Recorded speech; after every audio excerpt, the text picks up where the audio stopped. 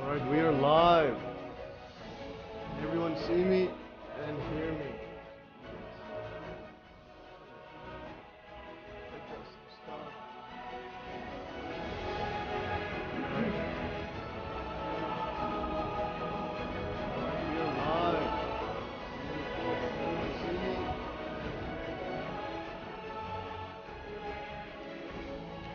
Can everyone hear me? Whoops. Oh, we got this Freemason concert on. Alright, I'll just start closing stuff so we can open them as we go. Whoops, and we got everything good. Alright, hello everyone. Can you guys hear me? Hear me. And I'll test that. I'll just start closing. Actually, I think you can hear me. I think you can indeed. Okay, yes, everything's fine. Is this chat showing up? I have this new setup on this thing over here. It shows up like that. Or should I use this chat? I'm going to test out a chat quickly. This one, well, it also has the live count as well. See, that is live count. Or should I use this chat here? And I'm going to go Prism chat. I like this one here because yeah, it shows another. We got another member. Okay, another super fan. Okay, I'm going to see if I could. This one, or should I hide it and use this chat? Which one's better? Or this one? Whoops. Yeah, I like this. I like this one better. I just want to make it bigger somehow. All right. If there's a way to make it bigger, I'll be cool. But anyways, let's roll, guys. Okay, so Haro, Jeremy says Haro. Miguel says yes. Everyone says yes, and some ears can hear me. Oh, we got some plain emojis. Alright, we are on something right now. Okay, I'm just gonna hide that. Should make this bigger. How do I like do stuff on this? Okay, I'm just gonna do 1 second to try to make it bigger. View dock tools. Okay, that is interesting. Anyways, we'll just leave it like that. You guys can see the chat on the screen and everything. Oh, whoops! Here it is. Here it is. Okay, so we are good to go. Oh yeah, make it bigger, Jeremy. So this one right here, I'll make it bigger on this side. And let's see if I can. Okay, I'll try it right now, and then we can get back. At least you guys can hear me. I'm gonna turn this off, and I'm gonna turn the light on. All right. Yeah, how's my face in this one? All right. Is my face shinier now? And how is my face looking? Like this. Whoop. Okay. Just adjusting some stuff. We are almost good to go. Why does it keep doing that? Alright. Okay. So my face is showing, and yeah, make it bigger. What's up? Make it harder, then faster. Alright. So we have 14 people on right now. And I think this, I'm going to put this lower. So it shows right here. Okay, so 14 on this top thing. It shows, I think. And everything's good. 9/11 Revisitors in the house. Okay, we got 9/11 Revisitors here. Okay, he's been away for quite a while. And then, yeah, he recently messaged me saying that he believes in the MH370 teleportation videos. That's interesting. Okay, I'm going to do one more test out right now. Edit settings. Okay, settings. Just where is anything? Because yeah, so the reason I'm having issues right now is I'm using a different streaming software. Because last week in my thing, yeah, I'll get to that. Had some weird issues. I think I may have been hacked, which is quite bizarre. Okay, video hotkeys, accessibility, advanced. Just where? Okay, I'm gonna click on chat docs. What is this? Docs. Custom browser docs. Okay, so this one here, I just want to make it bigger. Like, I don't understand why is there no options. Okay, we'll do one more try, and then we'll get back to this. Get to the stream. Prism Live Studio. Make chat text bigger.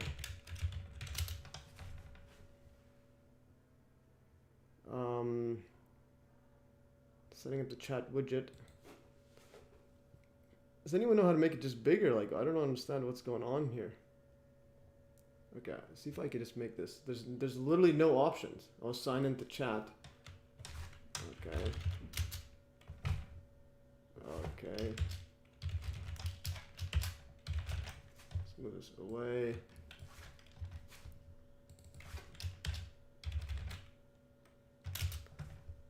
Yeah, this is just getting ridiculous. All this extra stuff. Okay, tap yes. And just bear with me, guys. I just want to make it a nice. We'll streamline it soon. Okay, and math easy. All right, we're back. Testing out the chat box. Okay. Hey, 911 visitor, you're growing your beard out. I see. Okay, so we got that. We got some beards growing, and yeah, I just don't know how to make this bigger. Oh, actually, no, that's the wrong thing. Okay. Anyways, I'm just gonna continue, and if I find it, I'll do it. Okay, the chat window has vanished like a Malaysian Airlines flight. All right, Stephen F. with the jokes. 9/11 Visitor said the Germ Warfare Live podcast I just watched with Ashton was rather convincing, but I just watched your previous live stream, so I do have reservations now. Epic. Yeah, I saw the live stream. Yeah, that was quite epic. So yeah, basically I have like a super sensitive disinfo agent detector, and also have a scheduled stream right now actually for Steven's super fan. Okay, so let's just jump right in. You guys can see everything fine, and I'm going to I think I have it updated. Okay, so anyways, so we got it all good. I'm just gonna save this here. All right, guys, as always, click this here. There's the links to the notes I'll be going over. Okay, I'll listen to the Germ Warfare one. Yeah, okay. So the questions that I'll ask is, are you a disinfo agent? Can you? Well, technically he has a top secret clearance apparently. So in other words, he's a government agent already. So that's a bit of a red flag. Hit the like button, guys. Subscribe and other stuff. So how many followers do we have? We have 13. Okay, so there's the links to the notes and always. And now let's continue on our march. All right, so here's the epic epic thumbnail I just made. So 777. It looks like the Hebrew vav vav vav, which again that's the sixth letter. So 666, and it's also the letter V or W. So in other words, www dot the internet, etc. is all at 666. And there's some Malaysian backward 666, and then got some Trident and the Ukraine one as well. There's a Malaysian going in the wormhole apparently. Matthew Nicholson does a good one on flight MH370. All right, so we got another Matthew in the house. Okay, let's continue. So that was that thumbnail. So now the next thing is I'm gonna go. Yes, we have a whole bunch of notes here. We'll go over some occult stuff with it because some of the stuff I saw a couple days ago, it's from 2 years ago, but I saw it a couple days ago. It was absolutely mind-boggling. I was surprised nobody else was saying that. Do you want me to grow out the beard? Okay, dude. After years of watching and sharing your 9/11 videos, we finally get to see your ugly mug. Hey. And no calling out my face. I think it looks odd. All right, I'm gonna go here. So the first thing I'm gonna show is this MES link. So this isn't the Telegram per se. So I made this with ChatGPT, and I put basically everything in there. There's also some ads, some epic ads. So make sure to use that. So Malaysian 666 LOL. All right, Ride the Liger's got it. We'll show you. It's more than just that thumbnail. The thumbnail. This was actually in a movie, and it was backwards. Like 2 movies separated apart, and they both had the Malaysian thingy backwards for some reason. All right, guys, this is I made this website, MES, this webpage, mes.fm/links. You go there and you see all my links to social media, anti-gravity, and including notes on the 9/11 truth right here. So there's an 11-hour documentary and so on. And also shows the links to where my videos were removed and the short URLs such as this. Yeah, so mes.fm/9/11 truth there. You can also see here YouTube removed part 11 for 7 months. There's links here to YouTube removed part 2, YouTube removed part 7. So here's some articles I wrote about them removing it for the usual, I think it was like hate speech or something. Hate speech policy. All right. Anyways, guys, how's the audio? Is it good? Is it too low or too loud, etc.? Anyways, and this one here, part 7 was also removed. Hate speech. All right, so that's epic stuff. And I also have the link to the Telegram as where I throw in a bunch of other stuff there, but also have the links there here. So I'm gonna put this copy here. So yes, this webpage is epic, and I highly recommend bookmarking it. And there's the MES links Telegram. And then another thing I added is the Pizzagate stuff here. So you can see my, I used to do Pizzagate videos, so I plan on doing a part 33 next year. So that'll be my goal before the election. You can hear YouTube remove the playlist. You can click the link here, and it's basically all videos were removed here. Almost got my channel deleted. I was literally like probably 24 hours before my whole channel got deleted. And I just had a scheduled post just now.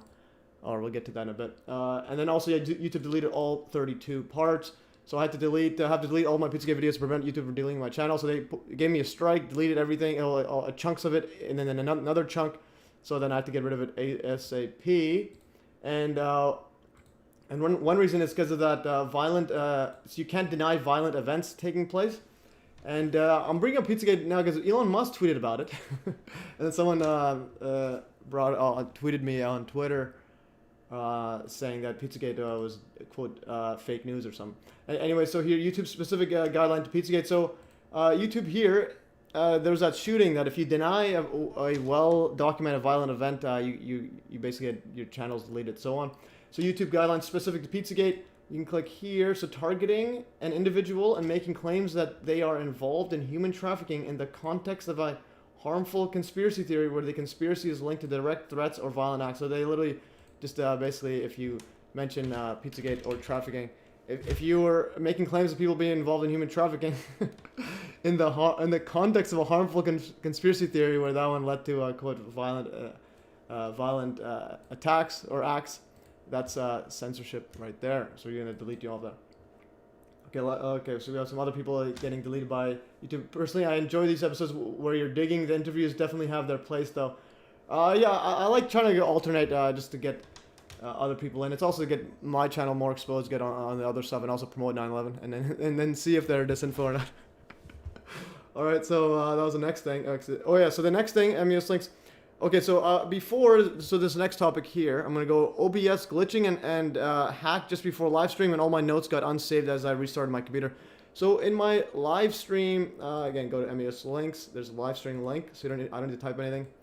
Everything's there. So in my live stream last week, I was using the OBS software for all the live streams. So I never had any issue in terms of this specific effect. OBS live stream software. Okay, YouTube strikes last 3 months. I think now it is if you follow that thingy. I'll get to that as well. So I was using this OBS software, and then literally like 20 minutes before. So I was talking to Kaufman just before the live stream started, and then it started playing random audio, and it cannot be turned off. I restarted my computer, it still wouldn't turn off the audio, and it was playing, and there's nowhere to see where it's playing from. So then I had to, then within 5 minutes, I had to go and look online for several different streaming ones, and I just went with Prism, and I had to test it out and then do it all in one go, live studio. So I'm using Prism right here. So I'm using this one right here. And I had to download it and do it all with 5 minutes left. And interestingly, Kaufman just said, okay, he just left the chat or the Zoom call. And then he's like, hey, just let me know when you get it sorted. So I'm like, all right. Does he know about this? Anyway, so then I got it downloaded quickly, but all my notes were unsaved. So I was a bit hectic last live stream. He's like, I had to go and try to find it all quickly while he's talking. You have to be creative with language. Sarcasm works in video. Trickery in text. I got warned by YouTube that I had more strikes. Wondering about Sharon Tate's fate. All right. Sharon Tate. Interesting. Okay, so the next thing is, yeah, MES Superfan. So, going to the Telegram right here. So the MES Superfan. Superfan. So we have two now. So first one, I went over the last one. So Linda Mack became the first Superfan. And then just now, I had a scheduled tweet just now, actually, for Stephen F. Just now. Welcome to MES Superfan. Epic stuff. Stephen, can you test out the emojis? I think you could type colon and then put emojis. So here's how it is. So you guys join become a Superfan. I think it's $14.99 a month. Unreal. So we got a lot of cash. So you get a loyalty badge here. And then you could also get these custom emojis. I believe you could type colon 911 or colon gyroscope or gyro, and then it shows that. Then you guys become Superfan. Send me a bunch of cash money. And let's do this. All right, next one. Next thingy. Okay, yeah, so the next one is, the German New Medicine versus Terrain Theory versus Germ Theory versus natural medicine, etc., scientific experiments, predictions, forensic investigation, perception of disease. Yeah, so I'd a somewhat of a Stephen F got the emoji working. Epic. Oh no, I think just gyro, just colon gyro. That's what it should be. I'll have to double check what it was, but try colon gyro, see if it works. So he's got the 911 there. Okay, we got the emojis going. Stephen F with the trophy. Guys, if you want a trophy and custom emojis, and if you have other custom emojis, let me know. Oh, it doesn't work. Alright, so now we're going to go into some... now we're at a sidetrack because this is a super fan. And a super fan has to, you know, get super treatment. Alright, so what is going on here? Member shoutouts. How do you get this one here? I will find it quickly because this is an epic members for 30 days. How do you like just do stuff? Connecting. Okay, I will just open this up in here. Earn super. Where's members? Memberships. All right, membership. There should be. Test out membership levels, custom perks, new member emoji. Gyro should work. Okay, yeah, it is gyro. There it is. Okay, so it says right here. So 911 is that gyro, and then Aaron. So you can do Aaron. You could also do MES. So try these out, Stephen. So it's supposed to type your emoji name without. Enter your emoji name without colon. Oh, so don't type without colon. Just write gyro. Just write gyro, I think. Just write that. Do we have to have a new theory of everything if we dismiss virology? I don't feel the need to sign on for terrain theory. Terrain theory, yeah. So I'm still of the view of the German New Medicine that disease isn't a actual real. It's not a bad thing. That's like per se. So gyro. So nothing's working there. All right, this is epic. I have no idea what's going on here. So try MES. How did he do the 911 one, Steven? Do the 911 one, however he did that. Enter name without colon. I don't know what this means. So you can do those. Anyways, you could figure this out, Steven. So Aaron, MES, Gyro, 911. I don't know how you did the 911 one, but it's a light theme. Oh, okay. So anyways, let's go back here. Let's keep it here for the end until we figure it out. Okay, so live stream stats. We have 24 people, 21, 24. Okay, we are good. Manually selected it. Okay, yeah, so I guess you have to do manual select. I don't know why it doesn't do it. Okay, so you got them all. Epic. I guess you gotta do manual selection. Okay. So guys, if you want emojis, throw some cash at me. Alright, let's continue further. Yeah, so German New Medicine. I highly recommend watching these two videos. I uploaded my MES Truth one. This one is by my cousin, actually made this after he got really sick, and again he thought I've been talking about GNM, and then he kind of realized it might be on to something. Generally, if employees strike, they're in a union, right? Party on. Okay, anyways, and this other one here. So the links are there. Is a primer on introduction to German New Medicine. So the idea of German New Medicine, when I was studying conflict shocks, and then Andrew Coffin kind of just saying there's no evidence, etc. I'm like now you're letting me finish. So that was interesting. And because basically, you can falsify German New Medicine. You just need. I mean, you could look at any patient, like for example, cancer. Look in any single one of their history. The argument is that every single one had a specific conflict shock. So that is a thing you can actually falsify if it's not. And I was actually able to predict my soccer coach getting cancer. I told my brother, I'm like, okay, he's gonna get cancer. Because he had a couple very so he's only 28 years old at the time. He injured his leg. He used to be like semi-pro soccer player, and he injured his leg, so he couldn't play for a couple years. And then during COVID, I think his dad died, and then his fiance's mom died. All while he's having some trouble. Basically all that happening all at once, and also he was super pro COVID masks and everything, so super scared. And then our other manager said we have a special message from the coach. I'm like, oh, okay, yeah, he has cancer. That's my prediction. Anyways, and then he ends up having cancer. All right, so German medicine, I highly recommend looking at it because it's a new way of it. New way of looking at cancer. If I could find, I had some good, it's 5 biological laws here, some links under there in the description. The idea about it is basically you're going to have, whenever you have a conflict, that's when, there's 2 phases in every so-called disease. There's a conflict phase where you're actually in that conflict, and it usually involves, it usually involves like you get cold hands or you can't stop thinking about that thingy. And then there's a healing phase where the symptoms show up, such as cancer or excess cells. Yeah, this is the cancer area. Then afterwards you have healing phase where you'll have a lot of symptoms as such as bacteria and so on. Anyways, and I will eventually have to do a video on GNM directly because it is a bit out there, but I think it's right in a lot of stuff. So in other words, going back to the predictions one. So one prediction I make is that I will never get cancer. So ever. So that's that's placebo effect, German medicine, however you want to mind over matter. I'm telling you directly my prediction for my personal health. So you can take it or leave it. But anyways, let's continue further, guys. Okay, so Kim.com promoting Ashton Forbes, and then once we go over this, and then we'll get finally to the Saturn storm cube with these occult MH370 stuff here, which is some epic occult stuff there that I had no idea. A lot of predictive programming for this scenario. All right, so the next one is let's see. Okay, GNM is very interesting. Just wanted to post the site MES is showing. Okay, which site do you want it to? This one here? Yeah, Learning GNM. This one is Learning GNM one there. This was about the specific scenario with my cousin here on Oz is watching on his BitChute channel, which is pretty big.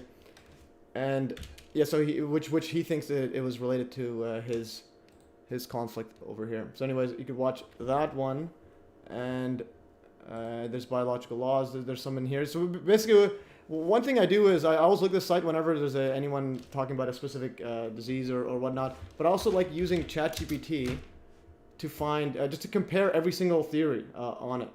So for example, let's say lung cancer. Okay, what is the cause of lung cancer according to germ theory, terrain theory, and German New Medicine? Make a table. Okay, let's make a table. Germ theory caused by the growth and spread of cancerous cells due to the presence of specific pathogens. So again, such as viruses or bacteria. Terrain theory attributes lung cancer to the overall health and condition of the body's internal environment, emphasizing factors like nutrition, lifestyle, and the body's ability to maintain balance and resist disease. And in German medicine suggests that lung cancer is related to unresolved psychological conflicts or traumas, and specific emotional shocks may impact the brain, leading to the development of cancer in the corresponding organ. So basically, you can see one theme in the comparison is the mainstream theory says be very scared of specific pathogens. Just be scared of invisible particles or whatnot, viruses or bacteria. Terrain theory has like a middle ground where it says your overall body's environment and nutrition, etc., can maintain balance and resist disease. So you don't need to worry too much as long as your overall environment is fine. So, but it's a half worry. And then German medicine says it's related to psychological conflicts. So whichever one is true, the only one that you have complete control is German medicine if it's right, which is even if it's not right, you still thinking like still trying to resolve any sort of mental issues. Yeah, that's still a thing you can actually try and do. This other one, terrain theory, yeah, sometimes you can adjust your environment, maybe not always. For example, if there's pollution around where you live and you can't move out, then basically you only have half of a half thing that you can do. And the other one, there's viruses, bacteria you can't see, and they somehow can attack you. You basically you're on the whim of whatever government's saying. So the only one that truly empowering, if it's right, or even if it's not, which I think it's right in a lot of scenarios, and the only one that's truly empowering, German New Medicine. Okay, so anyways, how is my face looking? All right, on the screen. Maybe make it a bit to it. Okay, let's continue further, guys. We have a long way to go. Hopefully faster if I could speed it up. All right, so yeah, Kim.com. I'm going to start closing stuff on the right. Anyone else want to chime in and close these to the right? I'll keep ChatGPT. Yeah, ChatGPT is pretty epic. I actually used it again, like I was saying. I used it for this this whole site right here. I'm going to start using it more. I'm going to make a gematria calculator and some other crypto calculators and so on. And yeah, some epic stuff here. And also there's donation here. You get Patreon. You get send me some crypto and other stuff. I feel like I'm a salesman right now. Okay. So the next one, Kim.com promoting Ashton Forbes MH370. And actually, yeah, oh yeah, the feedback also. Yeah, feedback and ways to improve. Yeah, so a lot of people saying some issues with my interview last week. Again, I had a lot of stuff going on with the... I actually think I may have got hacked. And let's go feedback from the last live stream. Okay, so we have, so right here, yeah, so we had a whole bunch of different type of comments. People loving the live stream, some important feedback. Some raised suspicions about him. And Alan Forrest siding with MES on the German new medicine, plus giving info on Reichian therapy. And I might actually get him on next week to talk about Wilhelm Reich and also some therapy that he did. So here, Paul Elvis says, awesome stream. I'm not convinced by Dr. Kaufman's refutation of 200 years of medical science, but it was interesting nonetheless. So epic stuff. This is the Don't Stop. This is by far the best underground channel on YouTube. And this one right here, great interview. Keep up the high standard of work. Leo Domination says, and no such thing as contagion. I love it. I love this profound statement. I'll see if I can zoom in. Why is it such as is most rational and logical and not kookiness at all? Because they pre-programmed the masses with the 2011 film called Wait For It, Contagion. Amazing how wildly effective their programming and propaganda is. All right, so we got some other stuff here, epic stuff here. And yeah, so Andy here says, dude, you need to work on your hosting skills. You were far too disorganized, far too casual. You were leaving him hanging while OCD on your feeds. Yes, that is true, but... you need to keep your show your guests more respect and so on. Yeah. When he wanted to say he left, I should have right away let him go. And also some valid feedback and so on. And then another one right here. Gabriel, yeah, says, I intuitively don't really trust Dr. Kaufman. I'm not sure why his association with Alex Jones and David Icke doesn't help. I prefer Thomas Cowan. He comes across as much more relaxed and open. Kaufman also doesn't seem to be excited to talk about Judy Wood and was happy to move on to something else, but it was also toward the end of the interview when he wanted to go. Yeah, that is interesting. Yeah, so he avoids talking about Judy Wood, and that is interesting. And also, there's another thing I didn't bring up in the chat. I didn't want to bring it up. Yeah, so he was promoting Flat Earth for a while. Then I had to send an email to him, like, what in the world are you doing here? So we had a debate before we even met. So and here, right here, Alan Forrest says, great interview. Towards the end, you got into a slight conflict about German medicine. I think you are onto something. I hear you say a couple of things that rang a truth bell. When you do your show about free energy, that can include Dr. Wilhelm Reich's work. I've been through Reichian therapy in Seattle and here in Vancouver. 3 years of very hard work. This is how I found out my whole life I wanted to be an artist / painter. When I heard Andy leaning towards the talking therapy as a way to resolve conflicts and discounting the body cause of illness, I think I could provide some interesting info and real life personal experience about this, and there's a primer about Reich and my experience. Yeah, it's pretty epic stuff. You can see the links in there. Again, you could go in my Telegram. I throw everything in Telegram first and then afterwards and so on. And yeah, so and next week this time I might have Alan Force on again, and then he'll go over his Reichian therapy. I think there's a lot of breathing techniques and so on. Yeah, get Tom Cowan.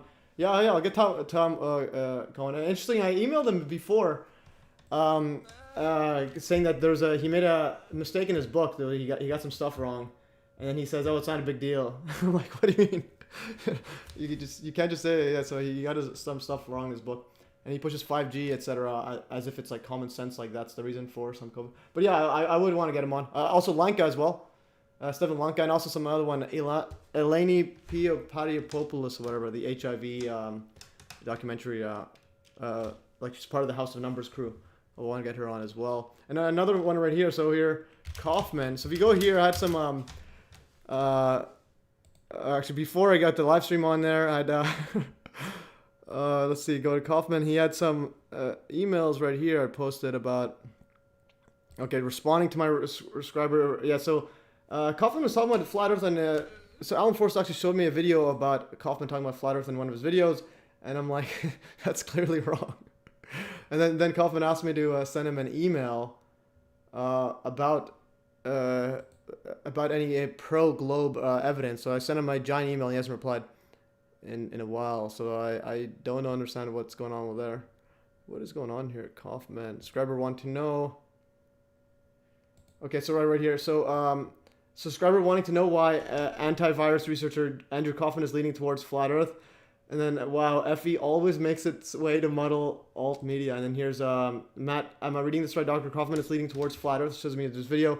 What if everything we think we know is wrong? Dr. Andrew Kaufman on Word Up podcast with Danny Cat. All right. Where's that email I sent? I sent a giant email. Responding to it. Oh, yes, I did respond. Responding again. Yeah. So and I put a giant. I think I put a giant thingy on there. All right, let's see if I could find this. Okay, yeah, I'll have to find the giant email I made. I email with a bunch of links and pointers and so on.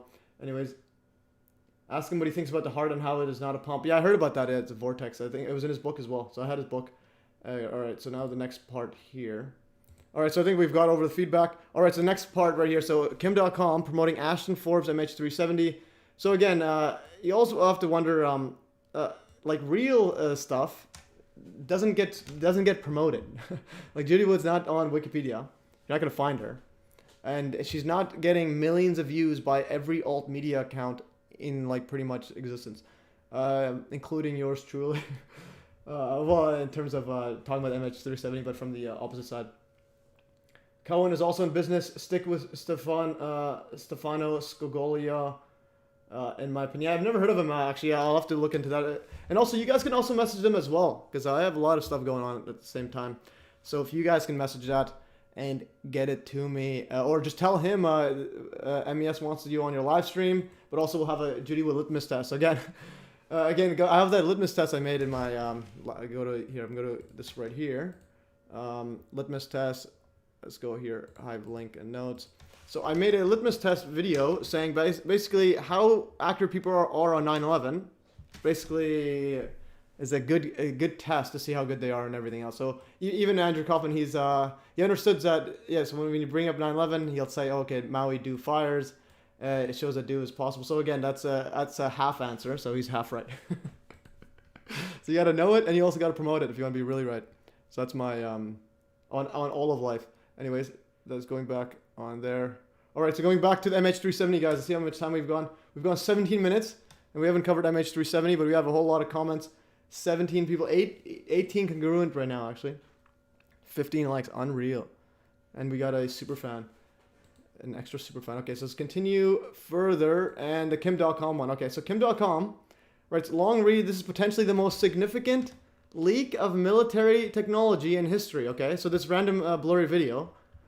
Kim.com, and this has 6 million views, okay? 6 million views, and this was November 18. So literally November 18, 6.3 million views, and this is how many days? That's 12 days, yeah, 12 days I think. Whoever knows how to count, yeah, so that's 12 days. Gets 6.3 million views, and he says this is the most significant leak of military technology in history. There's a video evidence from 2014 that U.S. military is in possession of technology, etc. that would most would describe as alien, object that flies, some sort of gravity propulsion. And then he mentions this evidence has been out there for a decade, but it took Ashton Forbes and his investigation to attract wider attention. Many of you have seen a Tic Tac UFO, etc. He keeps it going on and on. And then he tags Joe Rogan, Elon Musk, and Lex Friedman. So they get the big alt media people. So 12 million followers there. Yeah, it's another 165, and so on. And then he says, thanks, Kim.com. It's time for me to strike back at the liars hiding these videos. This is literally public. I'm showing it right now. Go watch the video if you believe it's real. Well, I have something to tell you. Anyways, why trust that number? What number? Who says here, Timothy Sullivan says, okay. Let me see, why is it? I hate how there's a heart that blocks it out. Like, what's going on here? Why trust that number? what number? So I'm not sure what number. Oh, why trust the number 6.3? Well, again, you could use multiple stuff. He has right here 1.5 million followers, and I'm doing a video on it on this. So it's a popular topic. And let's see. Here's another one. A third party seeing how much Twitter gets 6.1 billion monthly visits. You get 6.3, and you could trust some number. You could see another one on the World of Engineering. Or I just go engineering. So World of Engineering also tweets about it. And let's see over here. So World of Engineering also tweets about it. And it got 10.9 million views. And it tweets at the same time as Kim.com. So it's like there's a coordinated effort. And World of Engineering has 3.1 million followers. But interestingly, the community note says this is a fake video, and they link to I think Mick West, this video that I showed before. All right, so again, why trust the number? Well, I think it's pretty accurate because relative to anything else, like my stuff, it never gets that much. And if you look at my YouTube channel, MES, let's go. Actually, again, this is the best way to find it is go to MES links and then go on YouTube. This is the best way of finding my channel instead of typing it every time. And let's see what it says here. How many, or actually, let's go to SimilarWeb. I think I have like 10 million views or something. Why doesn't it just show it? Before it would just show everything. Now it's like I don't know why it's showing links. Show me the, okay, there it is, 11 million views. And I've had a channel for, since 2011, so that's about 12 years, 11 million views. And those two combined posts got more than my entire channel ever. And I talk about 9/11. Anyways, going back to focus right here. Okay, so the com does that. And then this one 3 months ago. This one's an interesting one. What did he write here? Okay, this was the, so this was a duplicate frames one. I showed this in my earlier videos. Actually, we can actually show that up.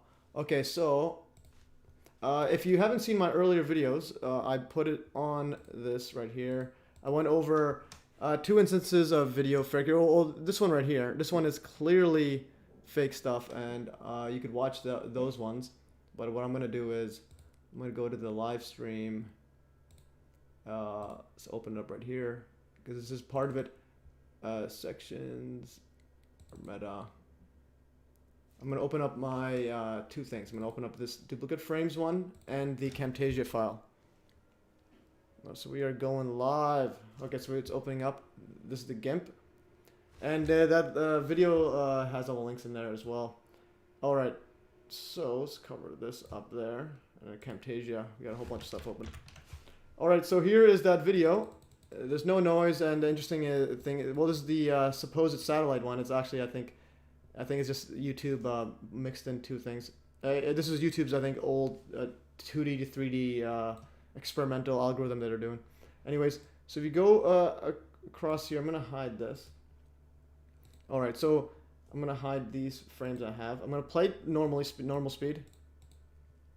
Okay, so it goes right here. This is the part right here. So there's those thingies. All right, and there's that split second there. Okay, so we have that.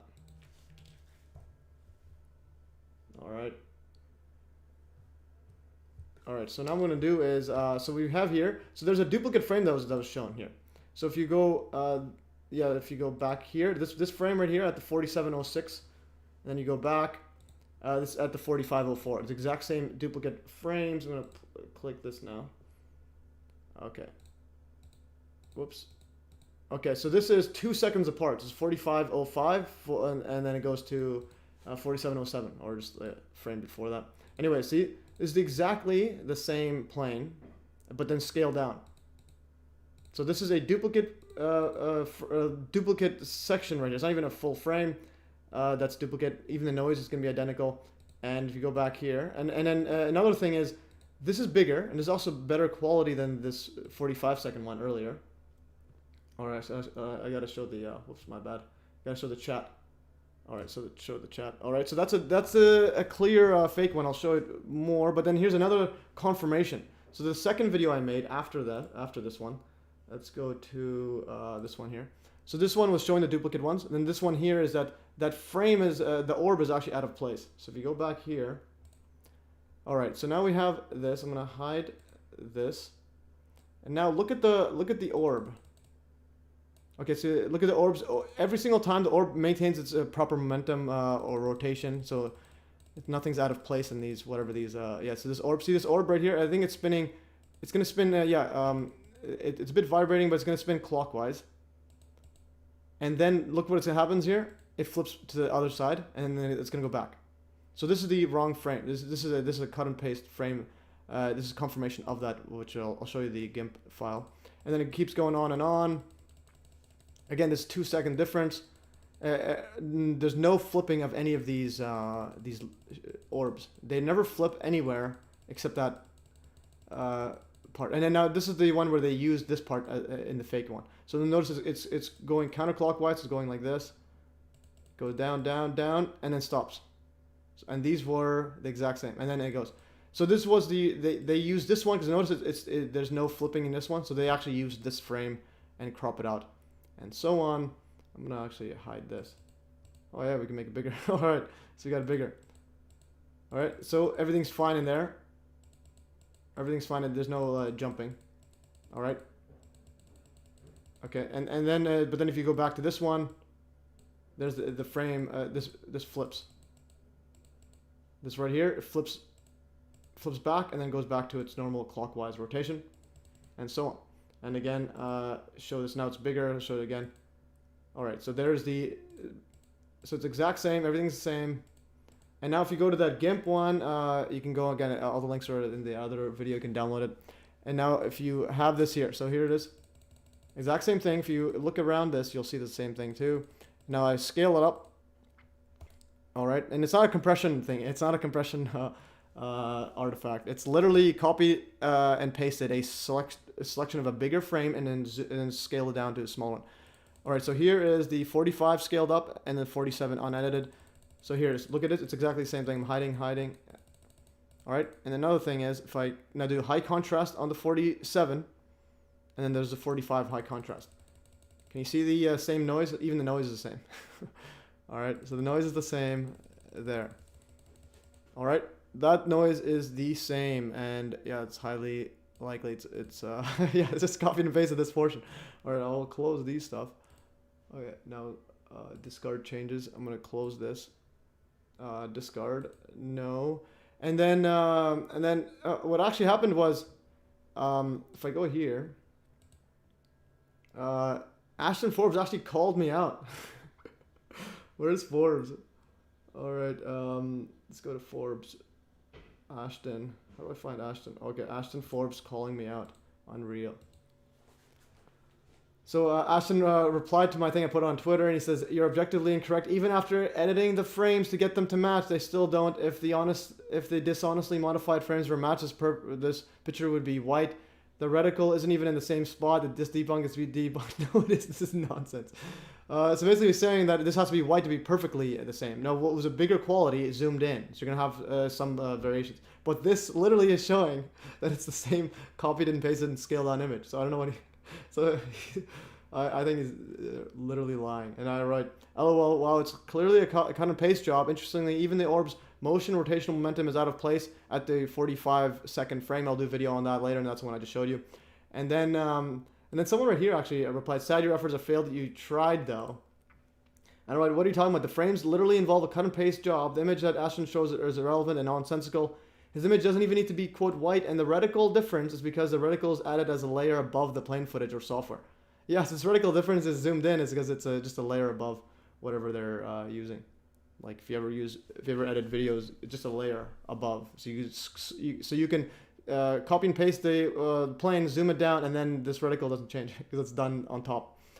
So and then also I actually emailed them to debate here. So Ashton, if you like to debate, feel free to join my live stream Saturday, December 2nd at 1 p.m. PST, Vancouver, Canada time. Works for me. That's right now. So because someone on Reddit told me to debate him. All right, let's check some stats right here and continue. So we got 26 people. We got increasing in people. Unreal. All right, and continuing further. Let's continue in our journey. I think notification. Oh, okay, so we got 9/11 revisited. Like my post. Let's go. Let's go, baby. All right. Let's continue here. Oh, it's another one. This is in Nick West. A summary of those duplicate frames, I believe. Yeah, so there's duplicate frames. You can see the it's like higher contrast, and then showed it just going back and forth. This GIF, and then it's literally copy and pasted those two frames. And then there's the other frame as well that he copy and pasted to use this one. And then this is the one where I in my last live stream I showed that Ashton Forbes is literally lying. He's literally lying. Then you can see my Telegram here. Ashton. Let's see. Okay, so right here is the one where this is the two videos right here, and I showed that this uses yeah. So the Mick West one again, I think he's also a disinfo agent, but but again, it's like a battle between them two disinfo agents. But he's right on this part. Anyways, this literally uses a this was 16 years ago, I think 2007 or whatever, footage, and they use the same explosion or implosion graphics, and literally like the details are the exact same. And then Ashton Forbes says, I've clipped the original video as seen below. It's much lower quality and pixelated than is possible to be part of your videos. He's saying that's a fake debunk. He's trying to debunk it. He says it turns out the killing time was updated in 2015 with remastered graphics, and the version Mick West is using is a higher quality from 2015. Yeah, but it doesn't matter. And then he crops out what he showed, so he doesn't actually show this part. He says, here's the original, and he crops it out. And then I literally said he's lying. So anyways, MES conclusion, Mick West did use a remastered, did use a remastered version of the VFX, but the original 2017 video still has the key elements, key details matching the MH370 videos. Ashton Forbes likely purposely cropped out the VFX video he shared to not show the similar triangle. Thus, I'm leaning towards the videos being faked, and also Ashton is a liar. And the colors match too. This is some other stuff. Yeah, so he shares a cropped out image of this one right here. This was his debunk, is where he's lying.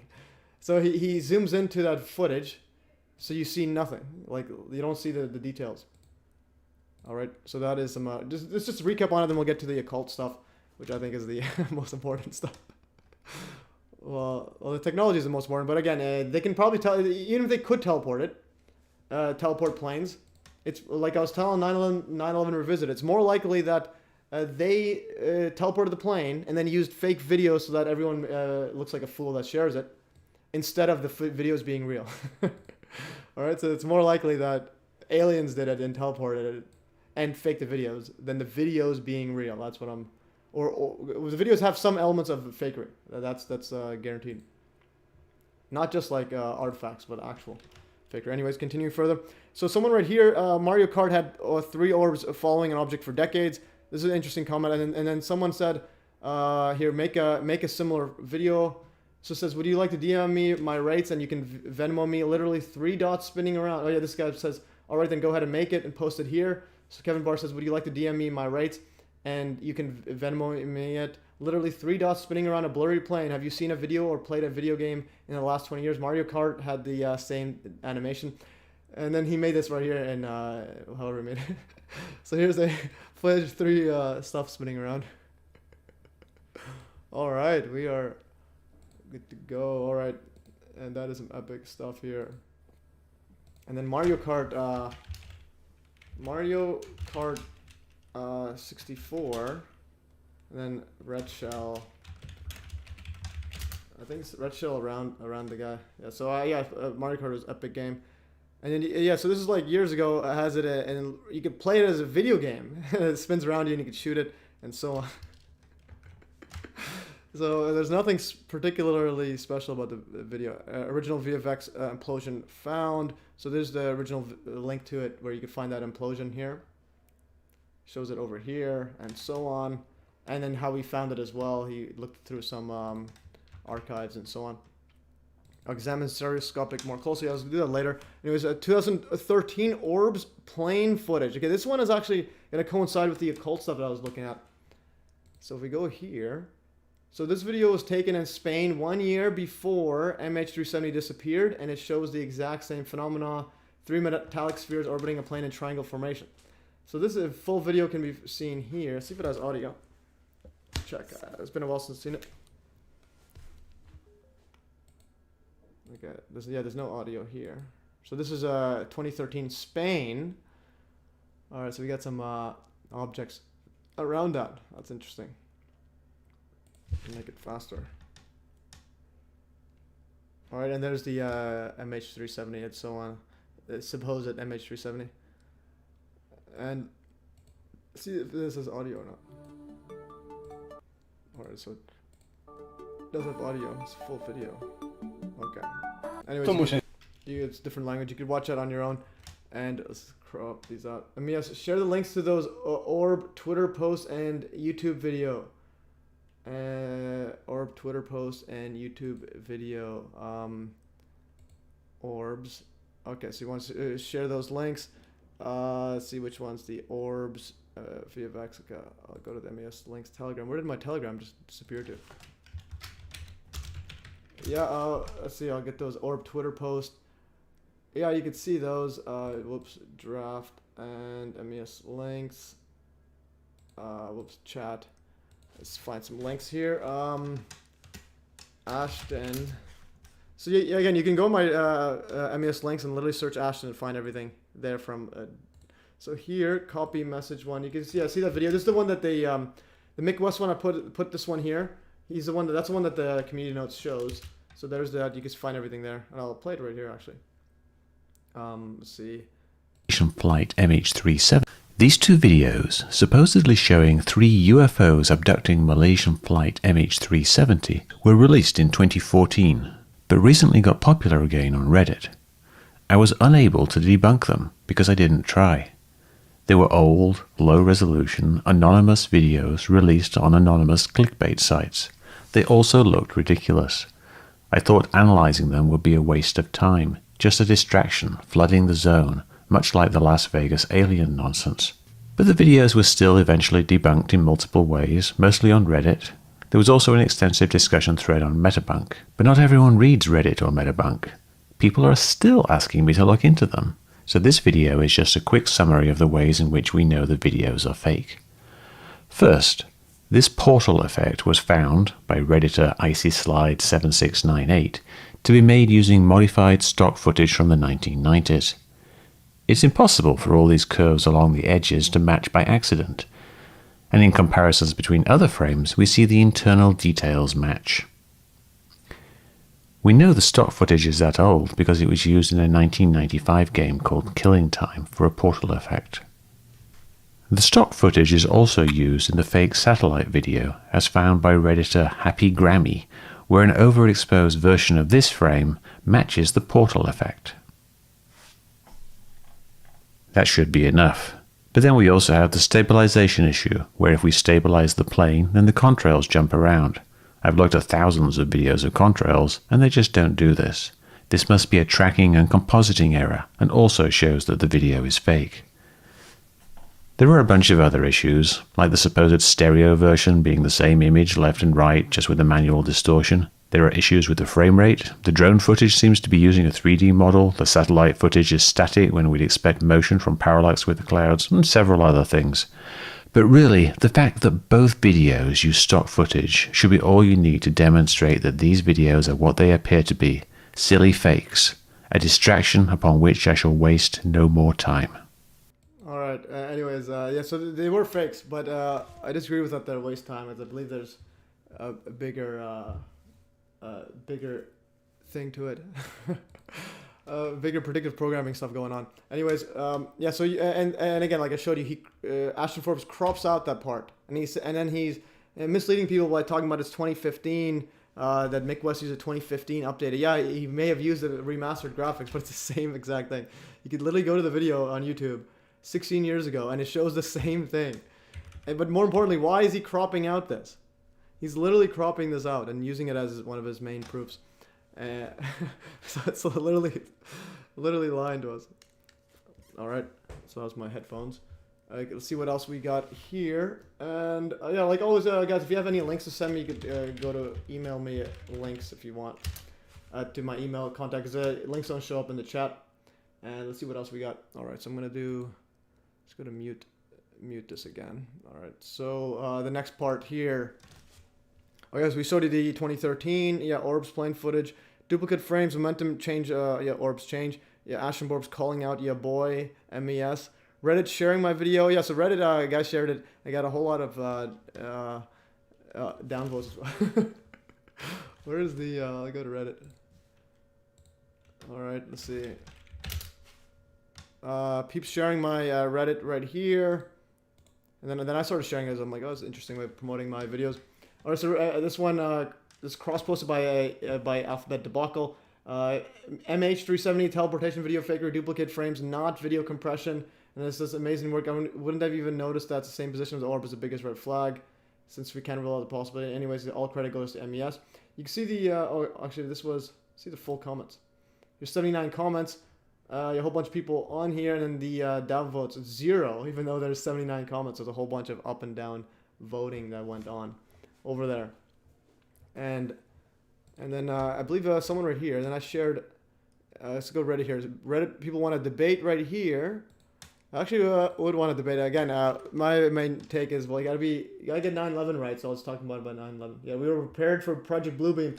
Absolutely, Rag Liger is literally on it. Just the name Ashton Forbes sounds like a retail shoe store chain. Yeah, and interestingly, Forbes has a interesting name. I didn't well on the someone commented that Forbes is one of those like big I believe Jewish bloodlines, but again, don't want to make any anti-Semitic claims or anything, so this channel doesn't get deleted. Let's go here. Someone said Forbes. I think it was the let's just go to comments. I'm gonna go here. Search Forbes. Yeah, so actually, Crypto Alchemist says that I swear your analysis is actually supporting the claims of Ashton Forbes and Bob Greener. Yeah, I don't know about that. Up to you guys. And going here. So this one right here, Ashton Forbes from the book When Scotland Was Jewish by Elizabeth Caldwell Hirschma and Donald and Yates. The surnames Forbes, Fabush, and Phobos all appear to be alternate spelling of Forbes. We believe that the family name was originally derived from the Moroccan Sephardic surname Farabes, which is related to Phoebus. John Kerry is a descendant of the Forbes bloodline. Again, the best storytellers. Yeah, I'm not in agreement with that part, and I don't want to get my channel deleted. But anyways, that was an interesting side note on there. All right, continuing further. And let's see. Oh, yeah, so someone right here. So peeps want to debate between MES versus Ashton Forbes over the MH370 teleportation claims. So he says, so will you challenge Ashton to debate and prove to the world that this is fake and also claim a $145,000 bounty? Or are you just another hater and coward like your buddy Alphabet Debacle? Above that sounds scared of Ashton. And I wrote, if Ashton wants to join my live stream debate, he's welcome to. Feel free to let him know if you want. I can get a hold of him. He says, can you contact him yourself? Why everybody here that claims to debunk these? I'm like, LOL, Ashton had responded to my debunking post. I've just challenged him to a debate, and I just said, would you like to debate? Feel free to join and so on. All right. So we got some this not is that Russian or what name is this? Nice secret numbers though. Okay. There's some. Just the name Ashton Forbes sounds like a retail shoe store chain. Ashton, actually, you're right. All right. So that was next. Oh, actually, before we get to it, here's some comedic relief. So. Babylon B says, AOC says there's too much division in our country when addition and subtraction are hard enough. Absolutely agree with that. Now we got... So here's the link. Share it and follow my Telegram. Oh yeah, so that was the... Alright, next post. And let's try to sift through it. Let's see how much time we've got.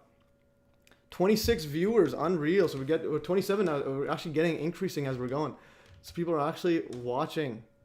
Yeah, so the occult stuff is pretty mind-boggling. I looked at it, I'm like, this is some absolutely epic predictive programming. We'll get to that in a bit. So yeah, 120k to debunk. Actually, we'll get to what's the next one. B frame versus P frame. Okay, that's some other stuff. Regicide Anon created account 4 days prior and got deleted in 2019. Oh yeah, this is another thing. Yeah, so another thing that I think that Ashton Forbes is not being honest about, aka lying. Okay, so Regicide Anon created account 4 days prior and got it deleted in 2019. So if you go here, this one posted it here, and you can check the date of the Regicide Anon. Regicide Anon is the original uploads of those videos. And that is May, so it says joined May 15, 2014. And let's go to those all those links actually. Where's the MES Telegram? Okay, so search Ashton or MH370. So MH370, go to the first 2014 videos, and then you'll know what I'm speaking about. If I go, I'm gonna how to make this like smaller here. All right, so that's good. And now the next thing, I'll just make it bigger, read some text. Okay, so video 1. Again, Regicide Anon is this 2014 person right here. So Regicide Anon, look, notice what he says. He's typed received 12th March 2014. Jeremy Bartlett says, this is off topic, but do you hear Australia is criminalizing the Nazi salute and misgendering speech? Exactly what Jordan Peterson rallied against. Yeah, well, again, Jordan Peterson, I think he's also a fake leader, but he is right though. But he's also a person where he leads that charge. So everyone's talking about this, and that's gonna happen. And yeah, and I believe that. Yeah, because I believe that's happening in Canada as well. So, oh, the Nazi salute. Okay, that too. Okay, I'm gonna close this. So, anyways, going back to here. So, Regicide Anon. Notice the number to 119 subscribers. That's interesting. And then May 19, 2014 is when he uploaded this first one. Is the supposed satellite footage. It's actually just it's literally just a YouTube artifact where it's the same video shifted and then duplicated, and so it does a fake 3D, because even the text, the mouse also gets a 3D effect, and these distances or the actual pixels involved in this is also similar. I might do a video on that once I go through it, but again, it all depends. Anyway, so he said he received March 12, 2014. That's 4 days after the supposed disappearance, and then posted on May 19, 2014. And then this person, well, this one right here, you can go check his channel. His channel was joined in May 2014. And then it was deleted. I'm going to copy this channel ID. And Social Blade. Let's see if it shows up. Here's his MES Truth there. Let's go here. See what shows up here. This one says May 16th was created. But anyways, you can see when it was deleted. And last post, this was July 26th. So it looks like July 26th, 2019, it was deleted. All right, and yeah, this is before a year before COVID. But anyways, going back, actually, yeah, a year before. Anyways, going back here. So this was May 19. So the channel created in May 16, or if you use this site, May 15, depending on the time zone. So let's just say 4 days before. So the channel is not, as Ashton Forbes stated, just a casual 9/11 UFO researcher just posted it. So I couldn't do the Nazi salute, but I wondered if I could still do the mustache with my left hand. All right, the mustache. Yeah. All right, so anyways, this is other videos. And so the first videos he uploaded was that one. So he created the channel, 4 days later uploaded. So this is not a random person that was given a leak. This was literally a channel created and then posted it. Well, you could say that, oh, okay, he made it a fake channel. Yeah, that doesn't make any sense. And then he posted other stuff right here. And interestingly, he wrote UFO hoax debunked. It's like they have to give away the storyline whenever they do these PsyOps. Anyways, going further, so that was that part. And then anonymous video. Ashton Forbes says Regicide Anon was a random YouTuber and posted fake videos. Okay, so LOL, we'll get to that. Ashton Forbes created... Oh, yeah, there's another thing about Ashton Forbes. We'll go to the anonymous. So, again. So, the person saying, do you trust the numbers of Twitter? Yeah, well, the thing is, Twitter... Well, the thing is, okay, now if you don't trust Twitter's, you could use YouTube's ones. Anonymous. So, anonymous posts about the fake MH370 teleportation videos. And then Ashton Forbes is tweeting about it, saying... Let's see what Ashton Forbes says. MH370X breaking update. Anonymous has joined the battle. So this post 311,000 views. If you click here, so anonymous, and then they have Malaysia Airlines Flight 370. Whatever they're showing it, and they include a bunch of other stuff. It's 289,000. Okay, so that's not that much on YouTube. But again, YouTube views versus Twitter impressions are different because they usually count if you watch like I think 30 seconds or something. Okay, so I'm gonna do some headphones now. Disappeared on... Okay, you guys can hear it fine? All right, I'm gonna search up the regicide anon. Yeah, another thing. Yeah, so the March 8th is when the Malaysian disappeared, and March 12th is when the guy said he received it, and then May is when he posted that video, but he made his account in May. So May 19. Oh, I wrote May. And I also noticed the music. They had that Infowars guy. On March 8th, 2014. On May 19th, about 9 weeks later, a leaked video was... Okay, you got the music. When the music's going, you know it's, you know, something's happening. All right, how's my face? Is my face showing in the thing? I'll put it bigger. All right, let's go. What did I want to serve? Regicide. Okay, uploaded by an account called Regicide Anon. The video, the first video, the satellite video's literal description is satellite video, airliner, and UFOs. It doesn't mention MH370 anywhere in this video. It says published May 19th, 2014. It says received 12 March 2014. Posted May 19th, 2014. Source protected. We looked up this guy's old videos. His account's been deleted. He was a UFO uploader. He had other UFO videos that he had uploaded before this that are not nearly as high quality as this. You know, in my opinion, I would say many of them look, very fake. But, so this would kind of show that this person potentially was not the person that found these videos. They're not somebody who created them either. They're not somebody who is a CGI expert or anything like that. The fact that it says source protected, while there are other ones we looked up, say like email submission, would tell us that there's somebody who actually leaked this video to Regicide Anon.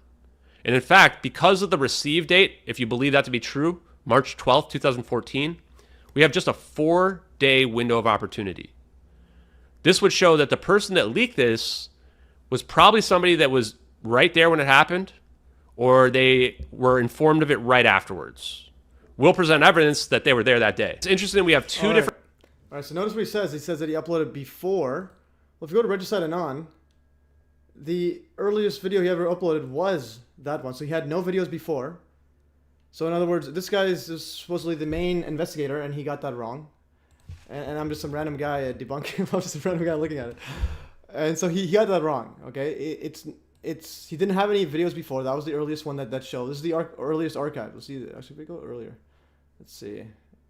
If I'm wrong, I'll be corrected. But satellite 3 months ago, upload a video. 3 months, 2 years. Videos. Where's the video? Upload a video. I just want to double check. Yeah, there's nothing there. Uploaded a month. This is, what day is this? This is actually interesting. Okay, so this is what day? This is May. This is July 2014. UFO hoax. Yeah, this is the earliest one. Yeah. This is the earliest one. So there's no videos before that. So whatever he's saying here is wrong. He leaked this video. He leaked this fake. But so he says he uploaded fake. Posted. Even this guy says he posted. The other guy posted videos that look fake. And UFOs. It doesn't mention MH370 anywhere in this video. It says published May 19th, 2014. It says received 12 March 2014. Posted May 19th, 2014. Source protected. We looked up this guy's old videos. His account's been deleted. He was a UFO uploader. He had other UFO videos that he had uploaded before this that are not nearly as high quality as this. You know, in my opinion, I would say many of them look, very fake. And you had the burp. Very fake. Look, very quality is this. You know, in my opinion, I would say many of them look, very fake. So if you know statement analysis, you know what he's talking about. So this would kind of show that this person potentially was not the person that found these videos. They're not somebody who created them either. They're not somebody who is a CGI expert or anything like that. The fact that it says source protected, while there are other ones we looked up, say like email submission, would tell us that there's somebody who actually leaked this video to Regicide Anon. And in fact, because of the receive date, if you believe that to be true, March 12th, 2014, we have just a 4-day window of opportunity. This would show that the person that leaked this was probably somebody that was right there when it happened, or they were informed of it right afterwards. He had other UFO videos that he had uploaded before this that are not nearly as high. All right. So, anyways, going back to that, yeah. So that found out. He said it. So basically, he didn't upload any videos before it. Well, there's no evidence of it. This is the earliest archive date. Is on August 27, 2014. The earliest video is this one. He uploaded nothing before, and 4 days before his channel was created. 4 days or 3 days, depending on the time zone. So, I don't know what to say. He's clearly lying. Or, yeah, he says he looked into it. So he's lying or mistaken. But the mistaken kind of ruins his storyline or narrative. It's not a random person who does UFOs. It's someone who created the channel strictly to upload that video. So why is he ignoring that? And another thing about Ashton, which I went over in the last live stream. So this is why we go, okay, so we go to the links, go to the streams. I'm going to click the streams right here.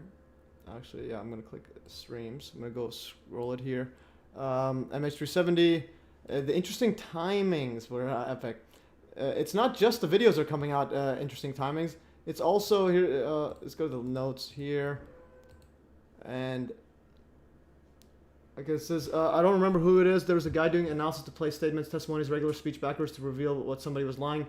We should try to ask it. Backwards, I don't know about backwards, but there is a guy statement analysis. I highly recommend this. This is like a mandatory learning for everybody. Actually, that's a good guy. I'm going to bring him on the channel, actually. Thanks. I'll actually ask this guy to go on the channel for a statement analysis. Peter Hyatt. Yeah, Peter Hyatt, unreal. I'm going to ask. Okay, they don't show his name. Yeah, because I saw him from Richard Hall one. Yeah, Peter Hyatt. Highly recommend listening to this.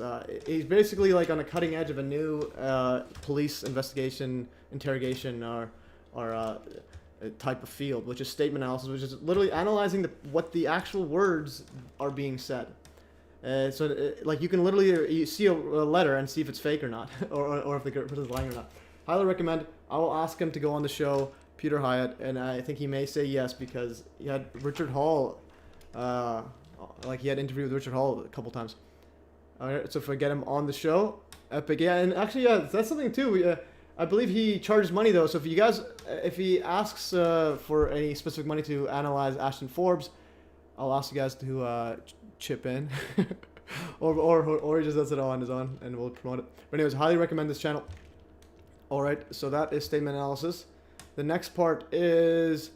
Yeah, so registered and on, created May 2016. Oh yeah, the timings. So timings, that's why I put the notes. So interesting timings with Ashton Forbes. So it's not just that other one.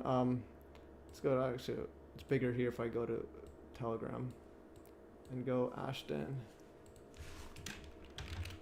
Timings, all right.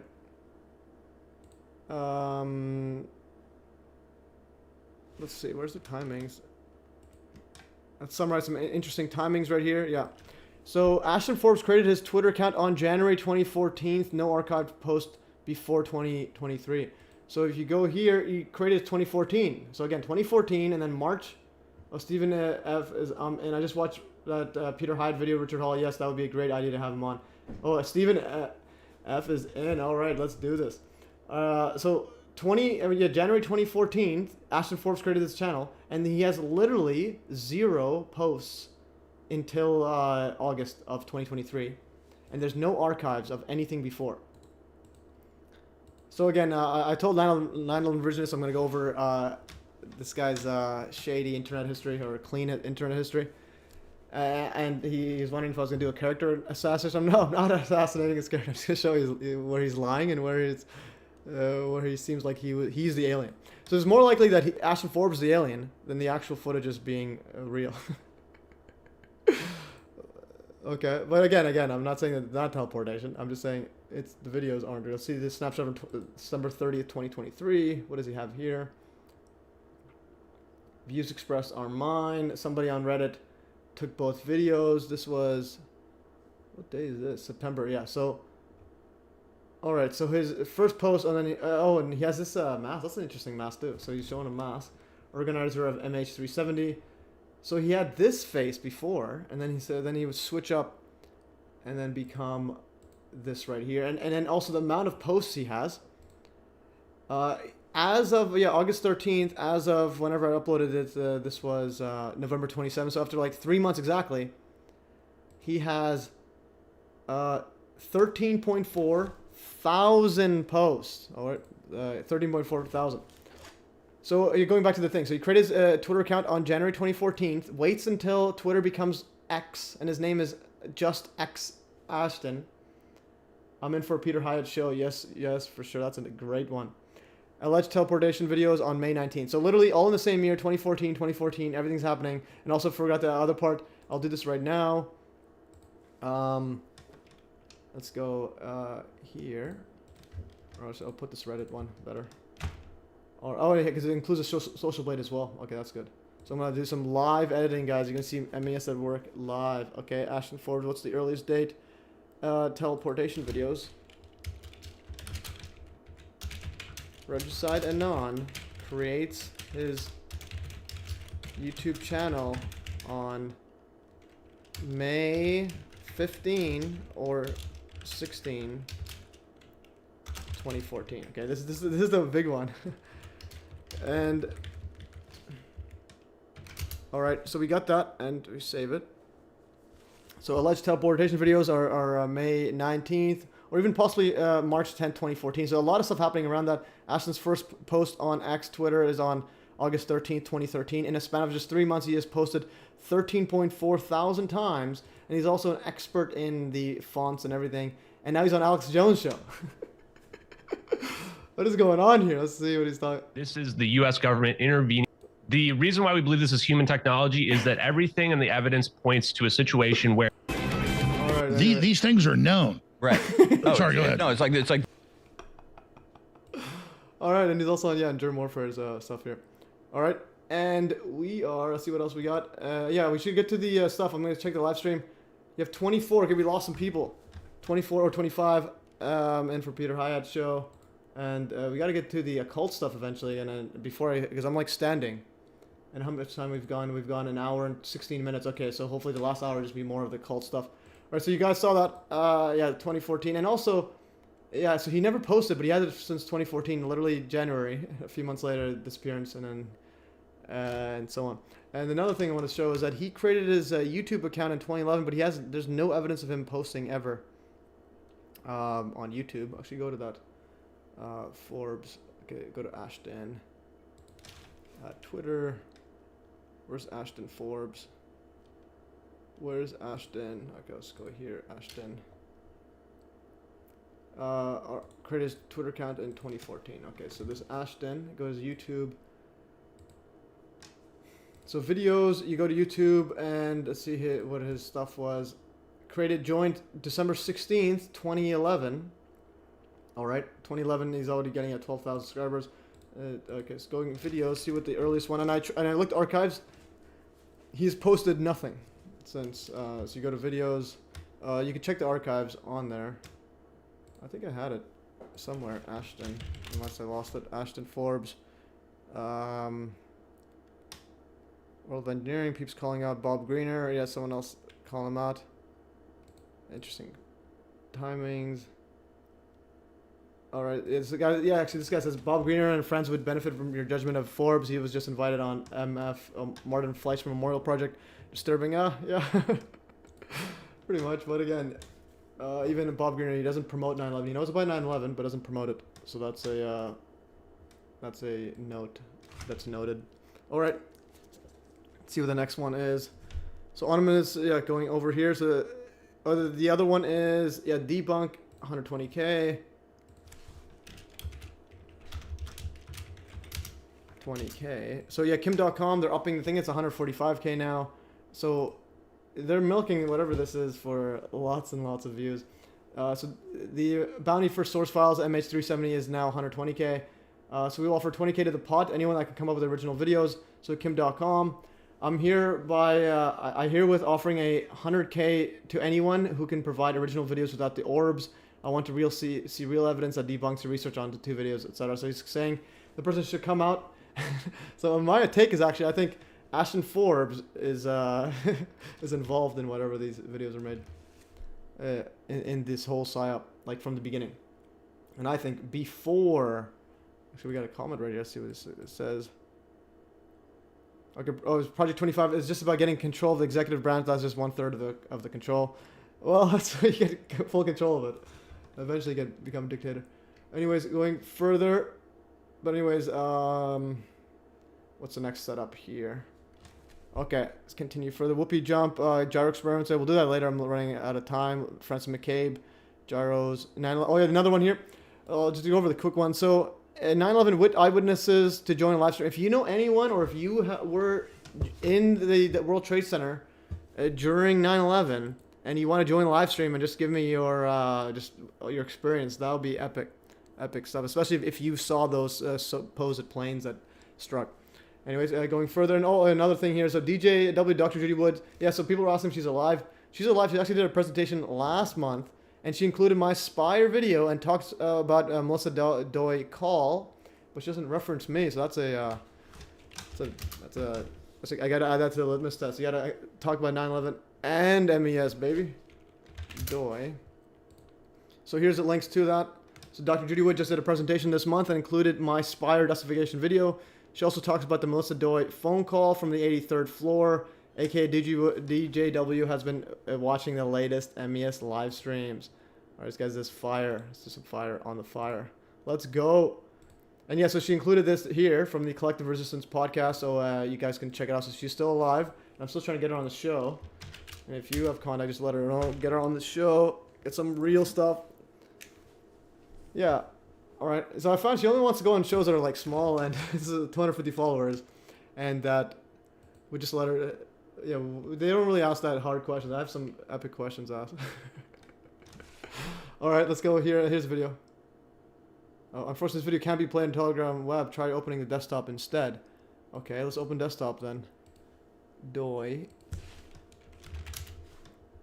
Okay, I'll open this right here. And this one particular one, audio. Whoops. Normal.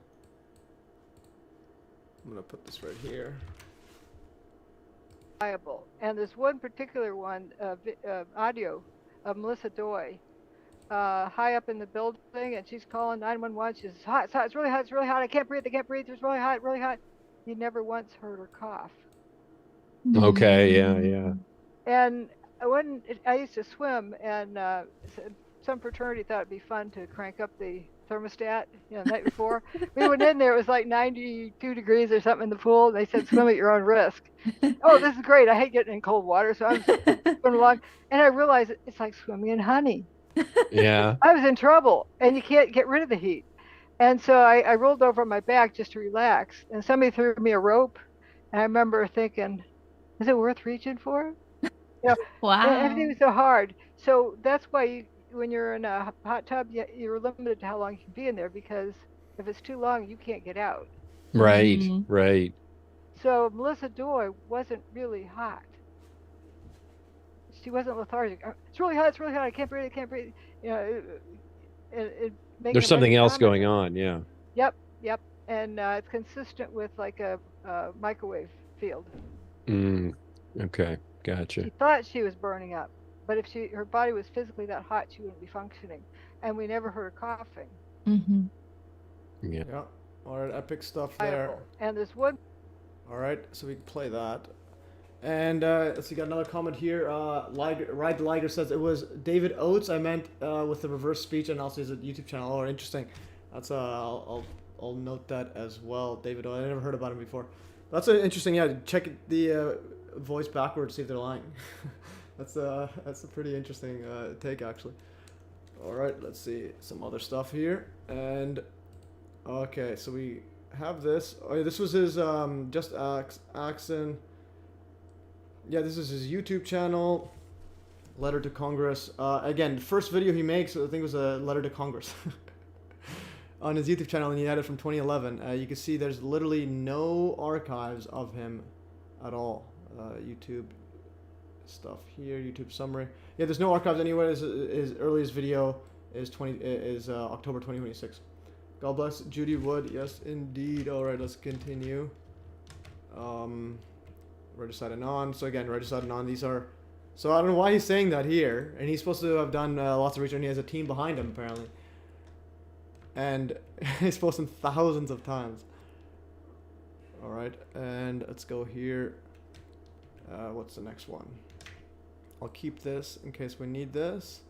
All right, the next one, Saturn Storm Cube. All right, it took us how long? 1 hour and 24 minutes, and we have 27 people on. Okay, the peak now 27, and now we're finally getting into the occult stuff before my knees buckle. So again, as I state always, I'm standing so that once I can't stand anymore, I cut the live stream. Otherwise, I'll go forever. All right, and we are going right here. So that was this one. Put it back here. Publish right here, and Saturn Storm Cube.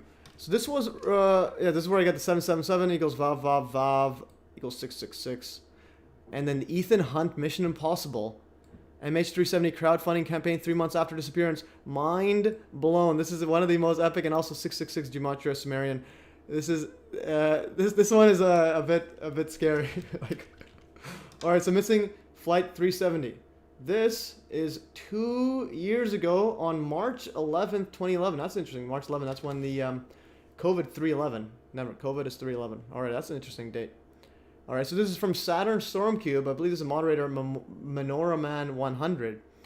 And this has some, let's just read the community page. We are committed to exposing the occult Gnostic agenda of the global cabal, which is at war against Yahweh, or YHWH, the Tetragrammaton.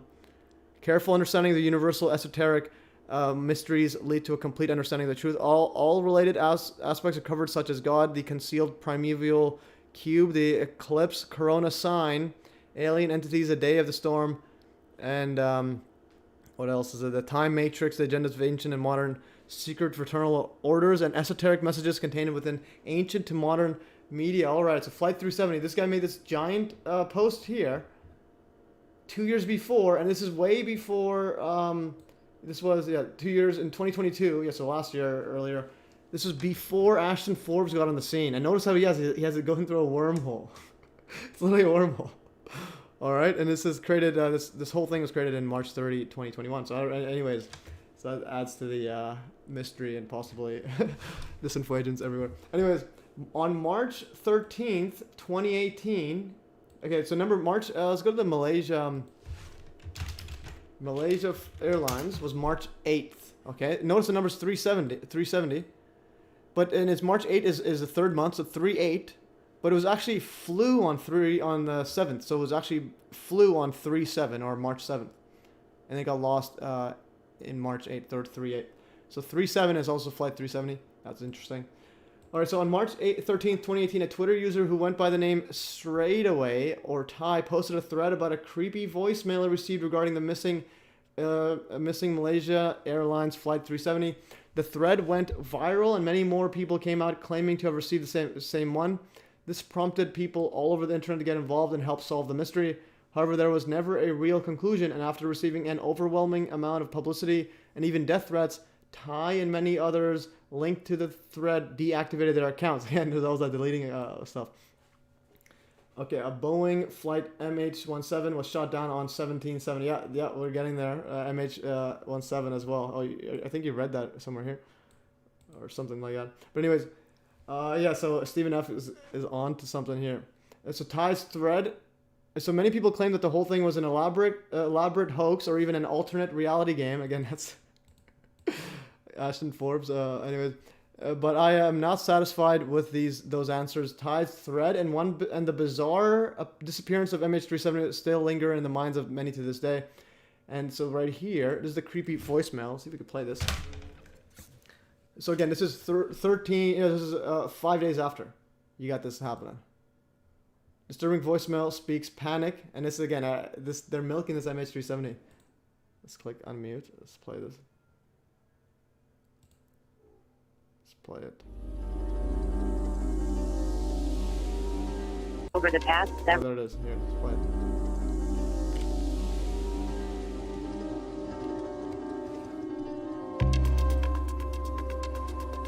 This is not a test. This is not a joke. Over the past several years, we have been wanting to send an automated voice message to people who understand and are not afraid. One message at a time will make many know the truth. The truth that other biological beings have been walking this supreme creation that sustains life. Earth, a planet created just 1 second. like our own. I don't know what's on With hiding. technological advancements, you as the human race have kept yourselves strong and living. But as chaos comes to your planet, we must show ourselves to prove that there are different ways to keep peace. Many do not agree with what we say, so they may hunt us down. Your accomplishments are as followed. You have created religions on a biased, unrealistic God. Have created a government that is corrupted and will fall soon. Your weaponry is only advanced by our technology, which you have scavenged from our own. The liquid lands you call your oceans contain many secrets, including some spacecrafts drowned and sunk into the abyss. We will make ourselves known to the best of our utmost capabilities. Clear your airspace or face consequences. November, Oscar, Oscar, November, Echo, India, Sierra, Sierra, Alpha, Foxtrot, Echo, Alpha, November, Yankee, Mike, Oscar, Romeo, Echo. Yeah, that one spelled no one is safe anymore. So anyways, that was a creepy message that this person on Twitter started posting 5 days after the disappearance. And also, yeah, Paul Lovelace is here. Sorry I'm late, MES. No worries. I read one of your comments actually in the beginning about the Kaufman feedback. Anyways, going further, so you saw that part. Again, this is another alternate reality game here. So the question is, if you believe the Malaysian airline videos are real, what about these aliens saying that they want to clear the airspace or whatnot? So aliens got this voicemail, and again, it was on Twitter as well. So remember that. It was interesting. Twitter. So for those who are unaware, MH370 was an international flight that disappeared on March 8th, 2014. American Fathers, hey brother, checking in. All right, okay, we got the bodybuilder dad in here. Let's go. Okay, so we got there. Nice to see you on the live stream. I think it's the first time I've seen you on the live stream. All right, next part here is, going here. So for those unaware, MH370 was an international flight that disappeared on March 8th, 2014 while flying from Kuala Lumpur to Beijing. The voicemail Thai received 4 years later. Oh, this is 4 years later. No, 4 days. No, this should be 4 days. Oh, never mind. This is 2018. Okay, sorry about that if I said 5 days. So he got that 4 years later. Was an SOS message thought to be recorded on the missing plane's black box. Some theorize an unknown force may have briefly extended the reception range, which resulted in the message being picked up by cell phone.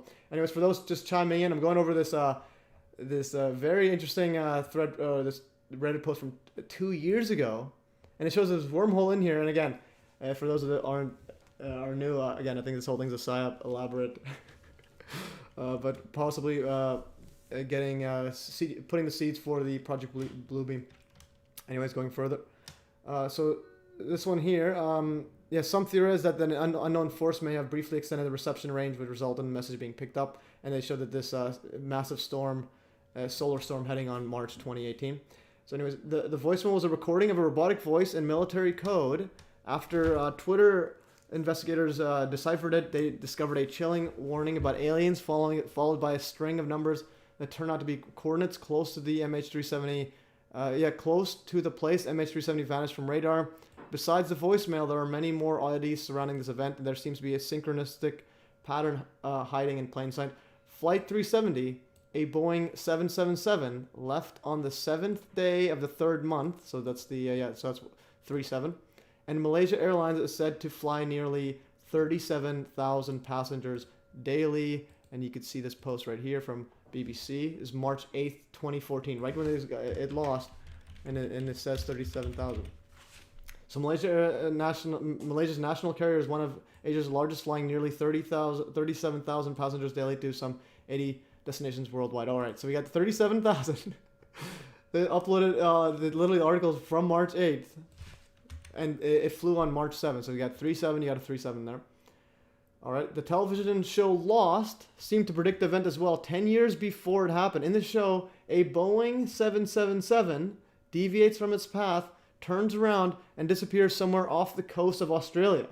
This is exactly what MH370 did. All right, so that's epic stuff here. If you've seen the show Lost, let me know if that's what happened in there. But I believe this guy is on the money here. So this is exactly what MH370 did. The show also seemed to predict who would be on the plane. In Lost, some of the passengers included an actor and 2 men who used fake passports. On MH370, there was an actor and 2 men who faked passports as well. And what do you know? What do you think it would be? It's obviously gonna be Iranian.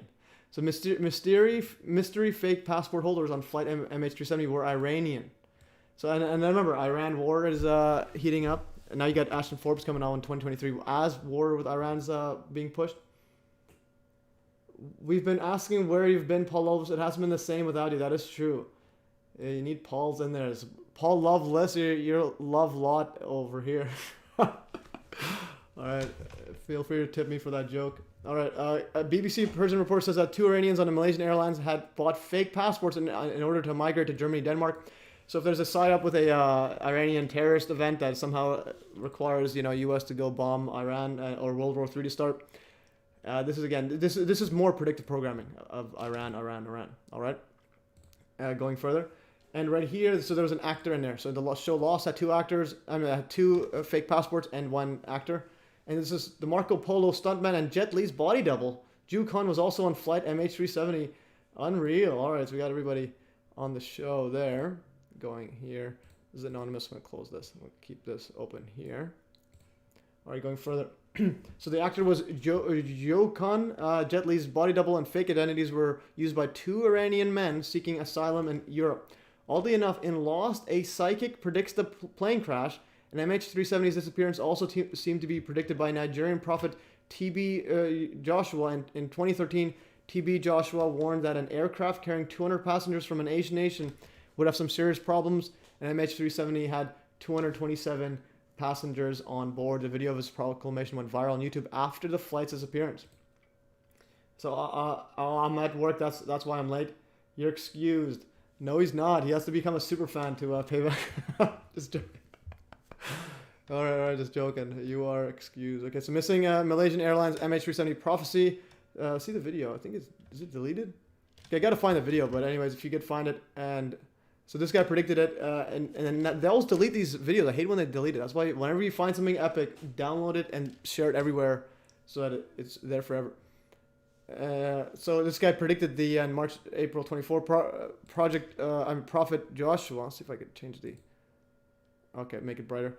Gave several prophecies concerning the missing Malaysian Airlines jet MH370. The debris which washed up on the shore confirms the words he spoke just over a year ago. So this prophet predicted that. All right, so that's another take on this. All right, going further. So another strange synchronicity is Lost was first aired on September 22nd, 2004. Okay, this goes into CERN. Just a bit out there. CERN, September 22nd would turn out to be a big day for CERN. Exactly 7 years later, if you're unaware, CERN is a facility that smashes atoms together to create mini black holes and look for other dimensions. September 22nd, 2011, CERN succeeded in sending particles faster than light than the speed of light. Physicists hypothesized that going faster than light speed could actually result in time travel. However, the claim was supposedly debunked sometime later, so there's supposedly some controversy. American Father's movie, Flight 77 movie, Airport 77 movie, Out of Control, about a Flight 77 with rapper Ice-T. Also in a movie called Air Rage in 2001. Yeah, epic. Those are some interesting stuff. Yeah, we're going to go over some of these synchronism stuff here. Anyways, this is going, apparently CERN had someone claiming that it was neutrinos going faster than the speed of light, and then eventually they said, okay, it was actually not, and so on. But anyways, going further to the next setup here. But what I find most strange is the fact that the person who made this discovery was forced to resign, and conspiracy theorists, all right, that's your boy MES, claim CERN did in fact achieve time travel and cause the past to change, a phenomenon known as the Mandela effect. All right, and they say this historical event constantly switches back and forth between having happened on its 22nd or 23rd. Supposedly every year around this time, new inconsistencies in history pop up. But interesting about the December 23rd. So that was an interesting one. We have another. This is the one where we got the prediction from Rebel Without a Cause, or With a Cause, saying December 23rd is when Trump's fake assassination was going to happen. So that's an interesting one. So December 22nd, Lost came out. The CERN was on the 22nd/23rd, whatever. And this is the one where he's predicting December 23rd, 2014, prediction in video form that Trump's fake assassination is going to happen next year, guys. Okay, so if it happens, you're getting on the show, Revelata Cause, and it's gonna be pretty epic. All right, so lest we forget the MFN snakes on the MFN plane. Yes, those snakes on the plane. All right, there's another thing I wanted to show. Going back to this missing one here. Switches back. Oh yeah, the Mandela effect. All right, so going back to the Telegram. So one of the big thing that shows up in Mandela effect is that Bernstein bears or Bernstein bears. So here's a book I just got. So it says Bernstein bears or Berenstain bears. So I always thought it was Bernstein. I didn't know there was an extra E there. All right, so I guess I was in my own separate Mandela effect. So guys, is it Bernstein bears or Bernstein bears or Stain or Steen? So Mandela effect alert. Is it Berenstain bears or Berenstein bears? All right, that is the question we got asked. A Pentagon Flight 77 on the 77th meridian, 77 minutes after takeoff, 7 stories, 7-story building, 77 feet tall. Construction started on 9/11/1941. All right, yeah, that is true. That construction one was pretty wild. Epic stuff, American fathers. Yeah. So American fathers wanted me to get the that numerology expert guy to get on the show. I forgot his name again. What is the guy's name? He's a gematria guy. But anyways, that'll be a good show. Going further, what's the next one? Okay, so continuing on this thing. So alternatmemories.com. This guy's talking about September 22nd, 23 date anomalies. So ironically, the plot of Lost is centered around a time travel experiment called the Dharma Initiative. So yeah, so same time as CERN. In the Lost experience, it's revealed that the goal of the experiment was for people to alter the timeline and push back Doomsday. Oddly enough, it looks just like CERN. This is CERN. This is a Dharma time travel experiment or whatever, the Dharma Initiative. Again, at the same time, it came out when the time traveling setup would happen. So I mean, that's December 22nd. And then 7 years later, December 22nd, 2011, is when CERN says that it pronounced it.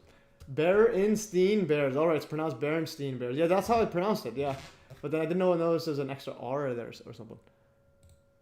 So it's Berenstein bears or Berenstain bears, but there's an A though. All right, so we are on to another. Oh yeah, Zachary Hubbard, Gematria Effect News.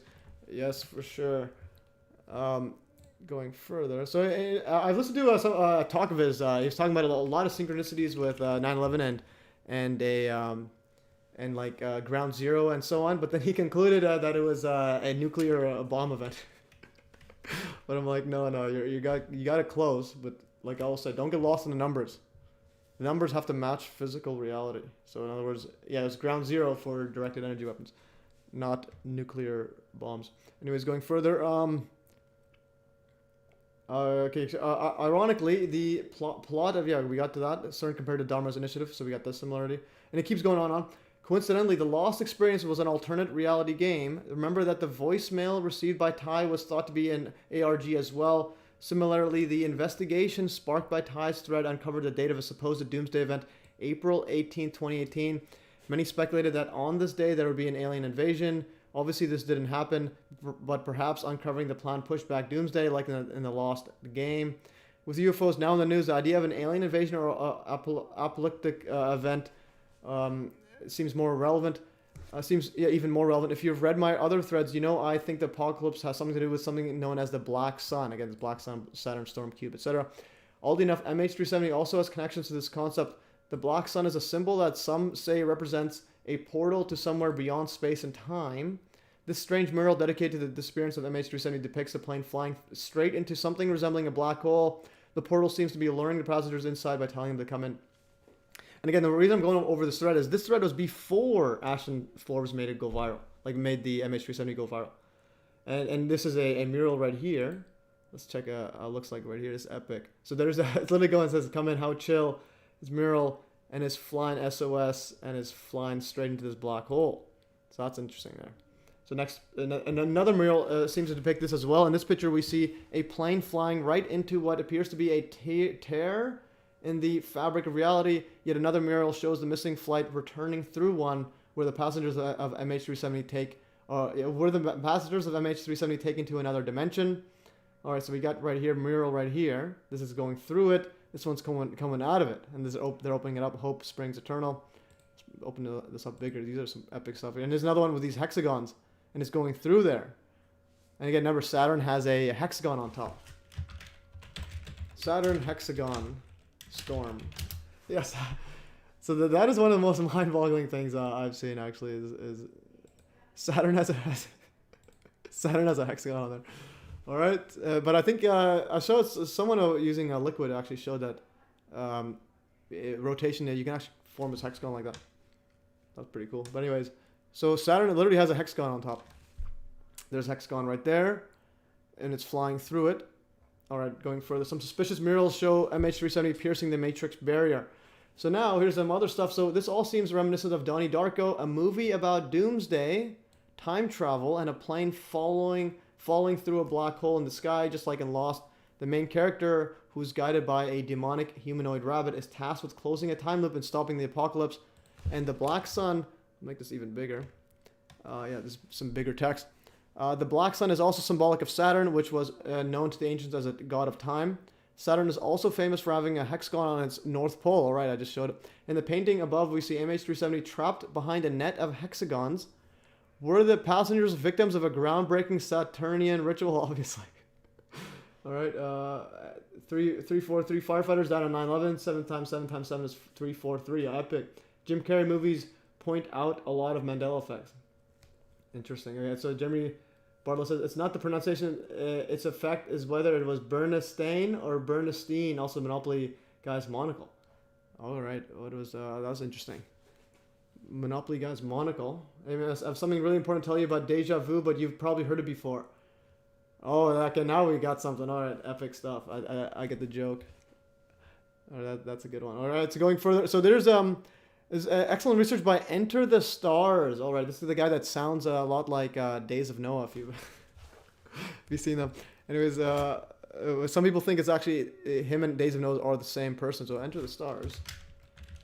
Enter the Stars is Days of Noah. If you know these people, they sound very, very, very similar. Some people actually thought they're the same person. Or Reddit. I think somewhere there. Okay, this one right here. Enter. Enter. Yeah, so Enter the Stars. Undecided. He has a join button on YouTube. This guy was listing a whole bunch of people saying that they're controlled opposition. 55 in numerology, 5 being the number of destruction. Possibly the same guy who plays RV Truth, ACF. He's saying possibly the same guy. It's not a black guy, but as a friend who helps him out, he actually is black. Use a voice model allegedly as done here. Days of Noah, undecided, connected, affiliated to RFB and RV Truth. My friend thinks this is the guy from Enter the Stars. All right, so anyways, that's a side note there. So control opposition channel. My name isn't on this, so we made the list. So anyone with the 777, Crow 77, Dabu 77, they're calling this info. Yeah, Alex Jones, you better believe it. We're going further. See the time, so we don't get so 1 hour and 47. All right, I want to try to get this through, but it's a lot of epic info. 29 people. We're getting more and more people. Some good stuff here. What do you mean Saturn equals 93? Flight 93, Saturn, gematria. I think it's talking about gematria.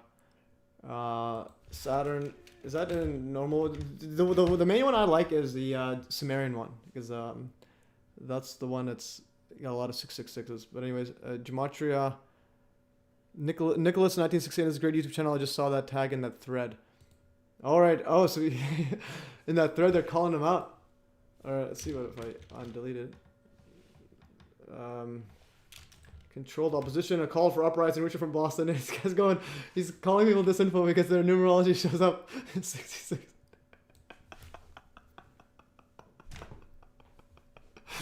All right. Sorry about that. Yes, gematria. But the thing is, which gematria? So sometimes people intermix it. When they use it the same for all the, for whichever conversation they're using. Flight 93. Saturn. Okay, so it's gematria calculator. There's one I like now. It's like gone. It used to be super good one. Let's go Flight 93. Okay, look at these ads. I gotta make one. Put a bunch of ads too. Let's go, baby. Let's see this one. Saturn. Saturn's 93 ordinal. Okay, so this one is just a normal one. This one is, so A is 1, B is 2, C is 3, etc. And so Pizzagate will be 111. So I like the Sumerian one, which does 6s instead. So it'll be 666. So 111 is Pizzagate. A pick. All right. He says Nicholas 1968.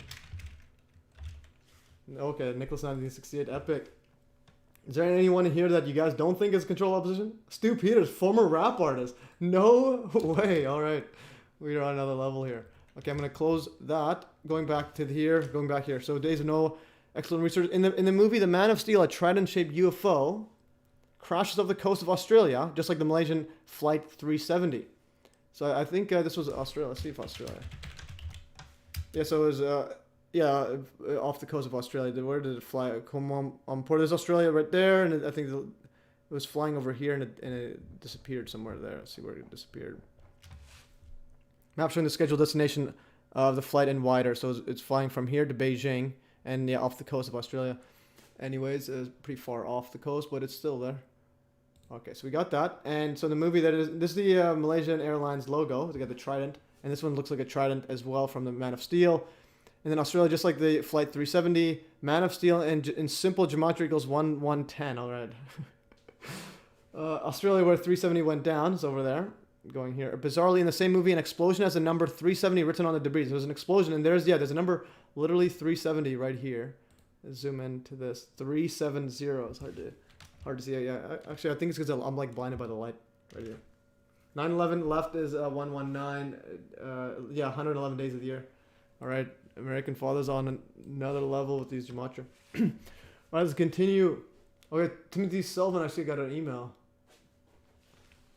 I got removed from your chat. I saw entries on my phone, but as I watch your screen, my chat was removed.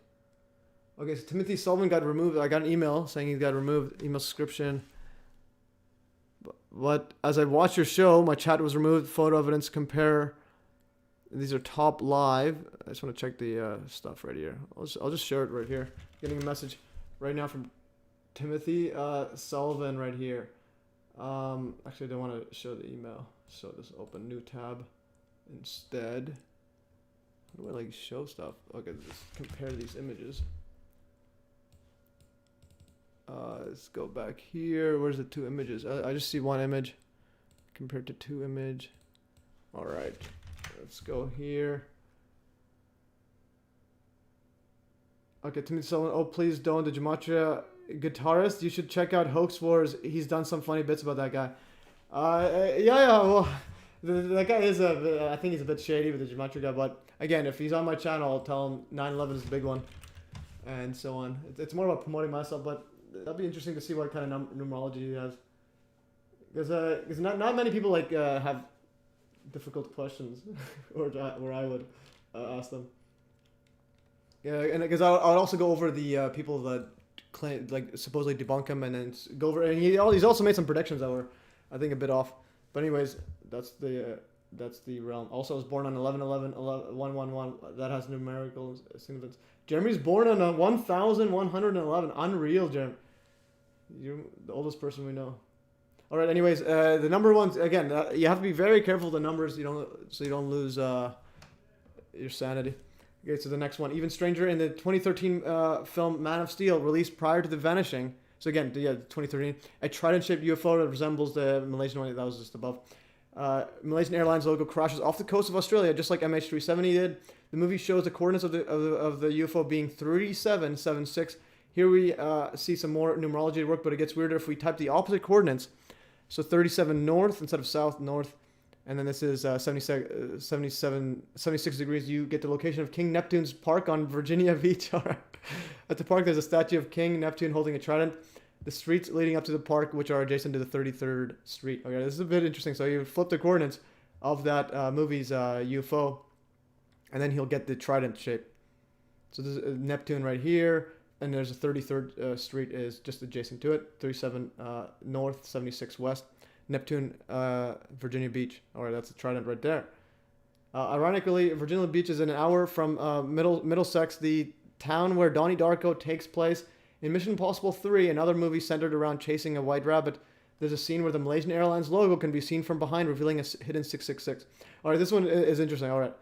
So in Mission Impossible 3, yeah, this is the one where I'm alright. I gotta make a video on just make the title about this in this live stream. So in Mission Impossible 3, another movie centered about chasing a white rabbit, there's a scene with a Malaysian Airlines logo could be seen revealing a 666. So there's a Malaysian. It's backwards. There's a 666 with the A there, and the Malaysia as you saw in my logo, as you guys saw in my logo, there's 666 backwards. All right, and then so the same exact scene was also used in the movie Transformers: Revenge of the Fallen. The movie is about the sun harvesting robots who reside on one of Saturn's moons. All right, this is Saturn all over again.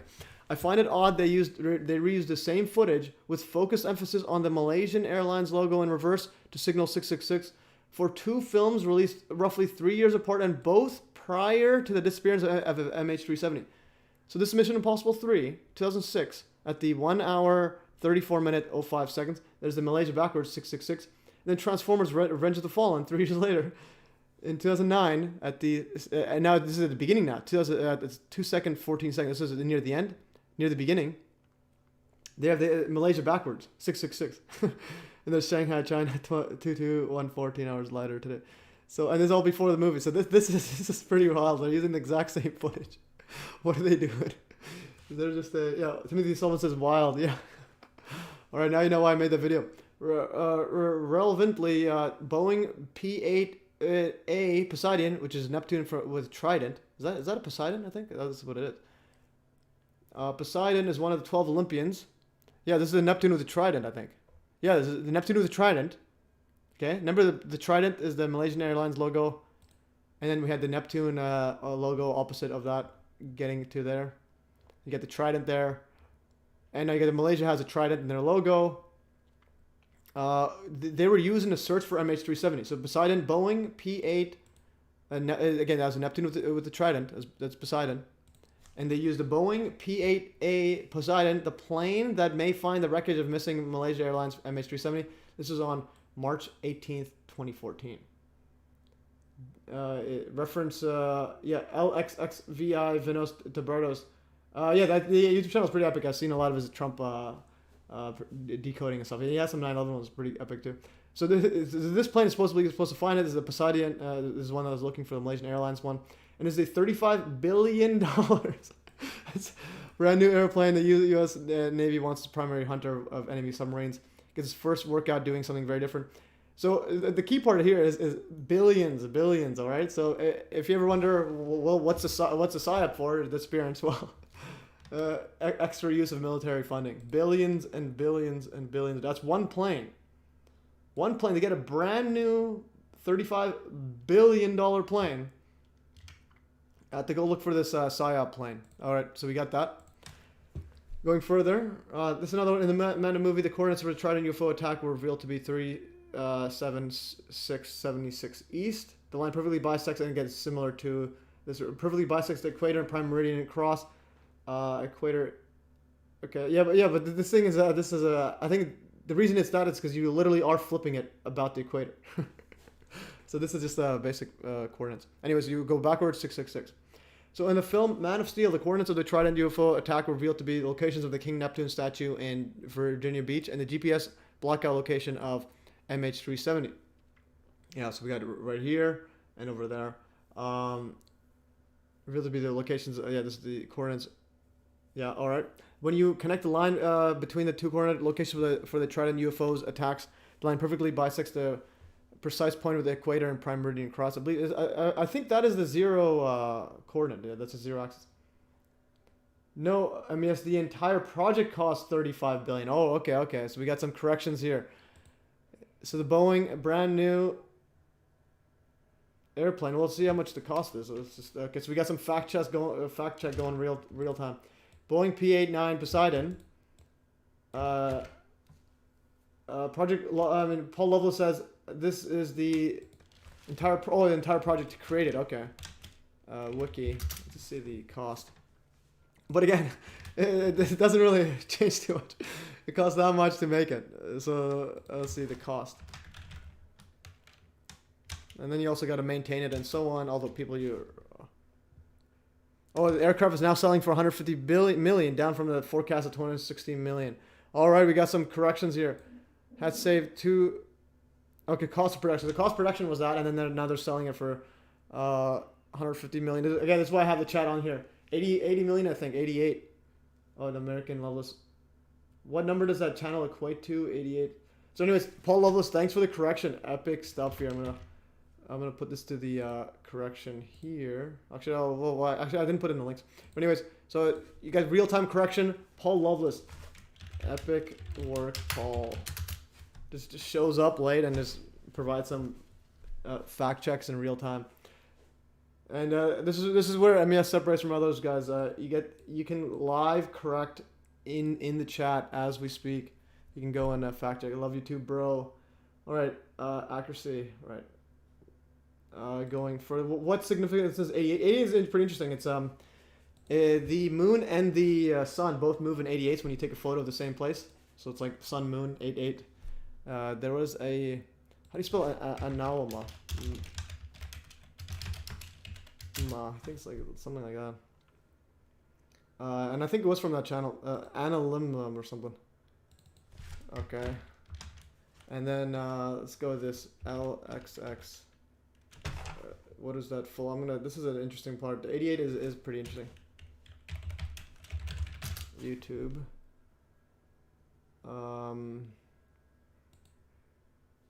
Is this the channel? Or is it the, no.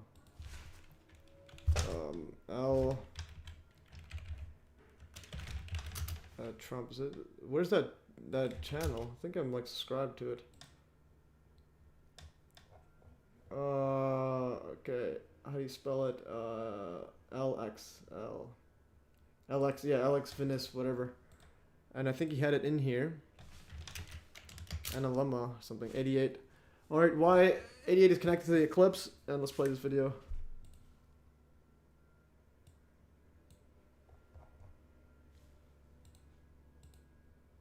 Whoops.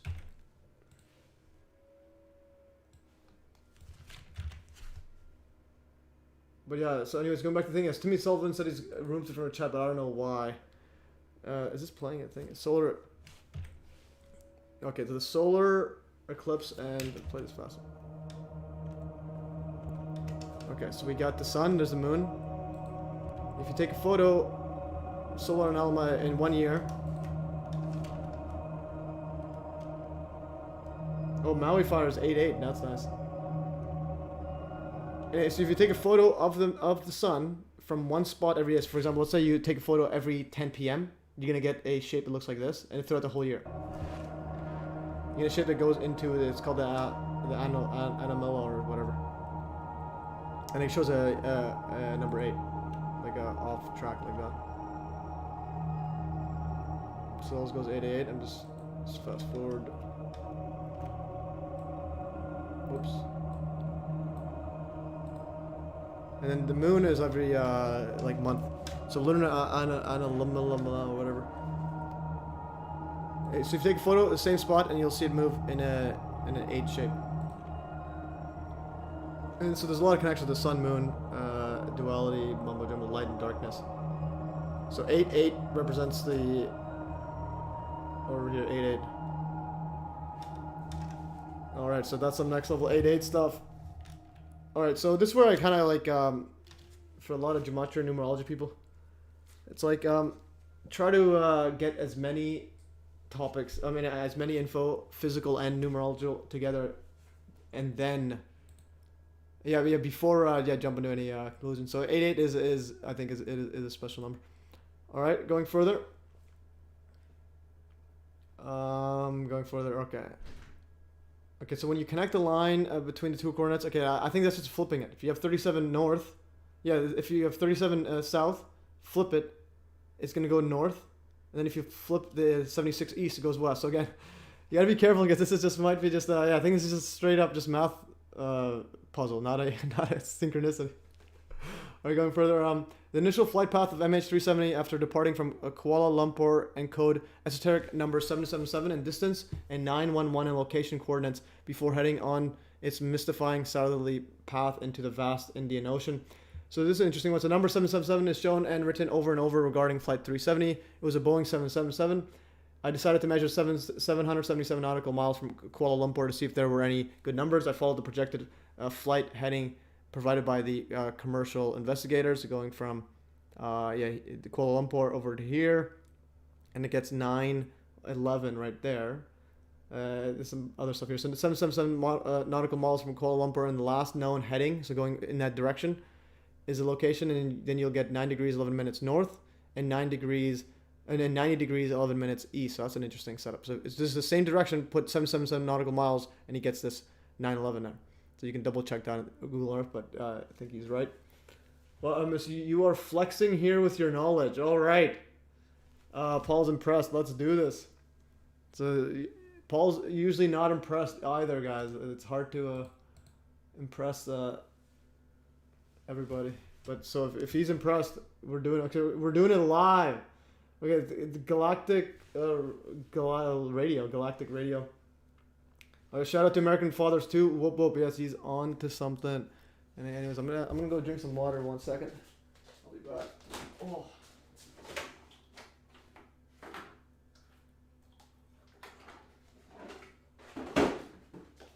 All right, we are back. All right, that's epic work here, yeah, and American Fathers as well. Let's go here. Oh yeah, so we got this stuff going next. Okay, this is where it gets even more and more crazy. So in the 2015 film Mission Impossible: Rogue Nation, the flight MH370, again, this is 2 years or 1 year after. So this one, yeah, the other one's before.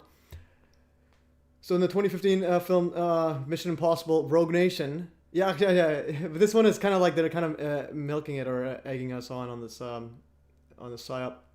Mission Impossible: Rogue Nation, the flight MH370 is alluded to yet again with the vanishing of flight 606 from Malaysia, which heads south across the Indian Ocean and disappears with all 236 souls, just 3 passengers short of MH370's 239. Again, it flipped the 6 upside down, so they're literally referencing MH370.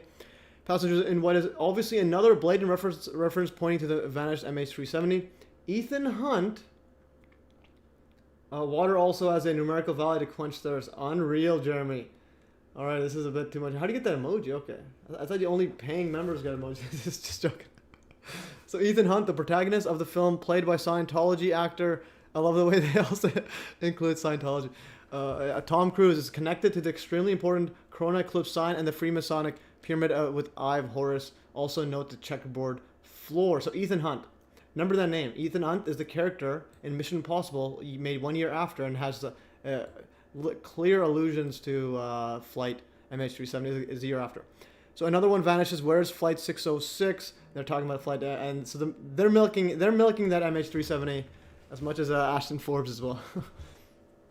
Okay, so there's a checkerboard right there. There's a Scientology guy, Tom Cruise, who doesn't seem to age, and if you zoom in there, yeah, he's got some pyramid or eye or whatever. Anyways, and there's an eclipse there. That's a bit pushing it, but let's go. Masonic pyramid and Ive Horus of Corona Eclipse connected to Ethan Hunt. Okay, so Ethan Hunt.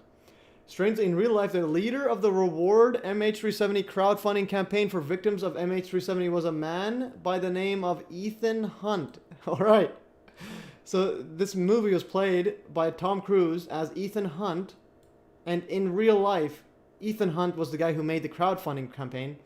Within, I think, like very, very rapidly, was a man by the name Ethan Hunt, a name which so happens to be exactly the main protagonist of the Mission Impossible movie franchise. It's a movie franchise, actually. Is that the name the whole time? Okay, this is interesting. Mission. Okay, because this would predate MH370. Ethan Hunt. Okay. All right. So this is 1966. Oh, we're going way back. And then look at the 1966. That's a 666. All right. So we got Ethan Hunt. And again, the gematria of Ethan Hunt is 666. Another cool thing is with ChatGPT. You could just use ChatGPT. Give me Sumerian gematria of Ethan Hunt. Come on. If A equals 6, B equals 12, C equals 18, etc., give me the sum of the word Ethan Hunt. 642 is way off. Something's off right. 126. That's wrong. Okay, I'm having an argument with ChatGPT. That's wrong. Okay, you're right. That's right. All right. Okay, so ChatGPT, it's giving me literally wrong answers. Okay, so 666 is Ethan Hunt. Now do Pizzagate. That's wrong. Why is it? It used to be much more correct. Now it's just way off. That's wrong again.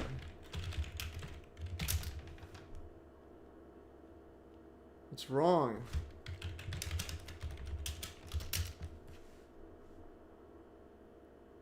How does he get? How does he get? Did I spell Pizzagate wrong? Pizzagate? No way. Let's go. Okay, so am I being corrected by a gematria? Something's way off here.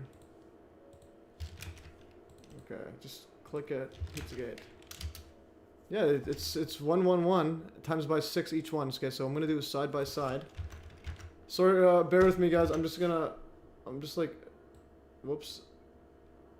Let's go here. Okay, so he says this one here. So P is 96. No, it's not 96. Okay, so it's way off.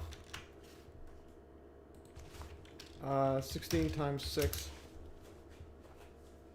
is... Oh, it is 96. Okay, so that's 96. So what's the issue here? Just want to check the issue.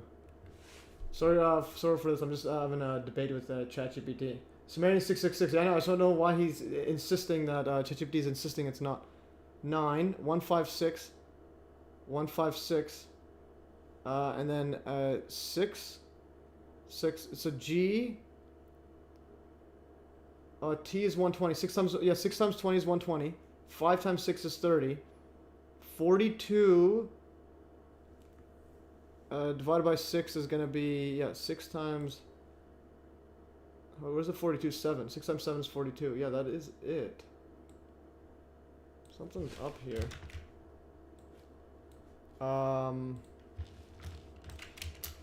Okay, I'll do that later. Okay, 621. Yeah, so that's 621.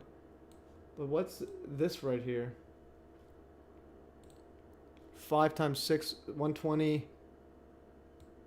So he's got the correct, everything's correct, but why is it not 666? Anybody know? 42. What's the 42? Is the 42 the one that's wrong?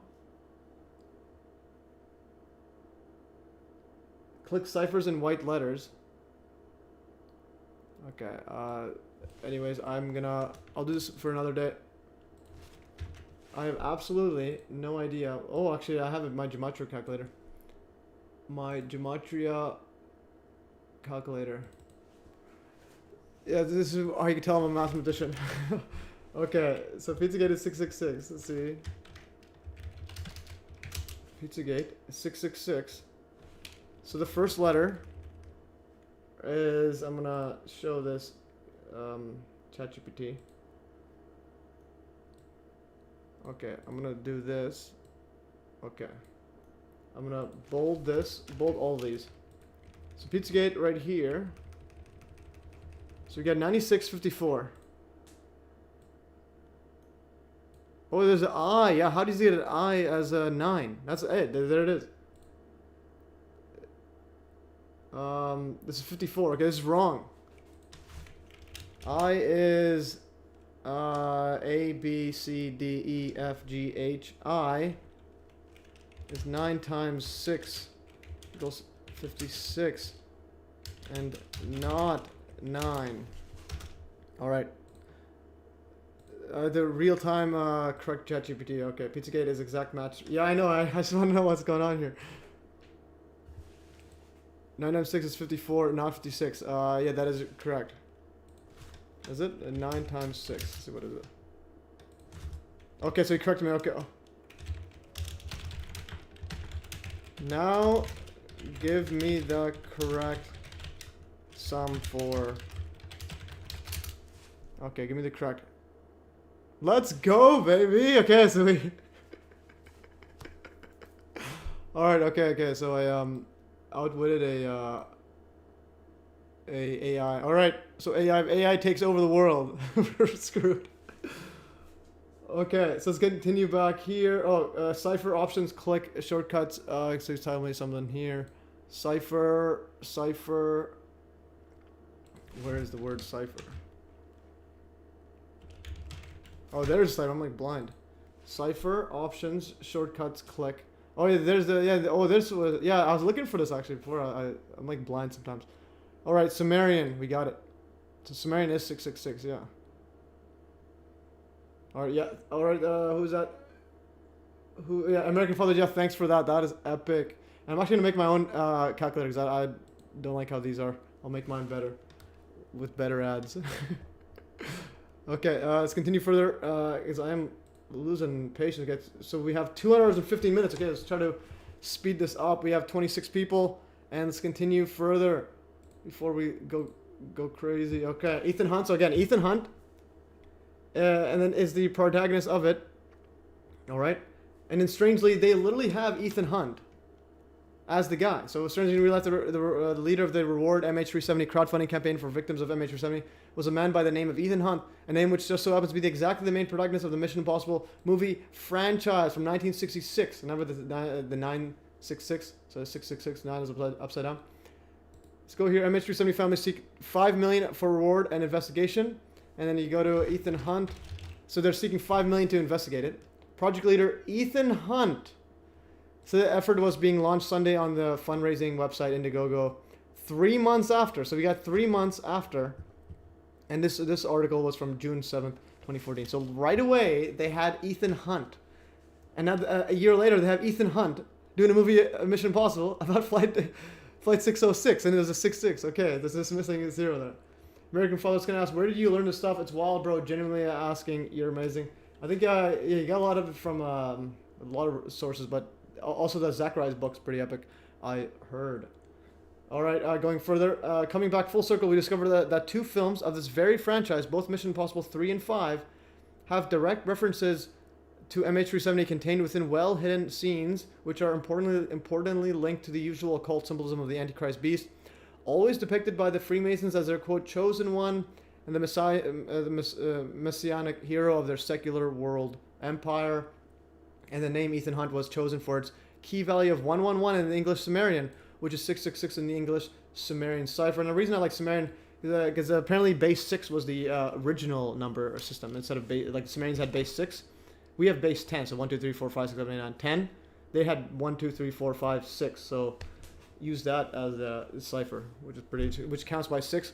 So Ethan Hunt is quite literally representing the 666, that is the Masonic beast, which is directly linked to the Malaysian Airlines rituals and the Trident. So Ethan Hunt, Reward MH370 leader, is Ethan Hunt right here. There's Tom Cruise, Mission Impossible hero from 1966. Remember that? The whole franchise. My brain is good as numbers, but not as good as MES. I do the math one because I think it's like a workout, mental workout, where I understand the importance, so I just keep working at it. But you can get to my level. But your numerology is probably better than mine. I just tied to everything to 9/11. So Ethan Hunt 666 Sumerian, yeah, and there is the whole time I was looking all over for. So Ethan 330 120 48 66, and yeah, the Pizzagate one. Was the other one. So anyways, so the rabbit hole goes deep with the Trident. It's going further. 9/11. The facade of the World Trade Center's twin towers were designed with the Tridents. Both the 9/11 2001 attacks and the Malaysian Airlines were both, quote, terrorist attacks linked by the Trident motif 666 and a blue-red enigma tied to the jetliners. So there is the Tridents and the facade. Is a aluminum facade. Again, most of it turned to dust over there. And let's see, open in a new link tab.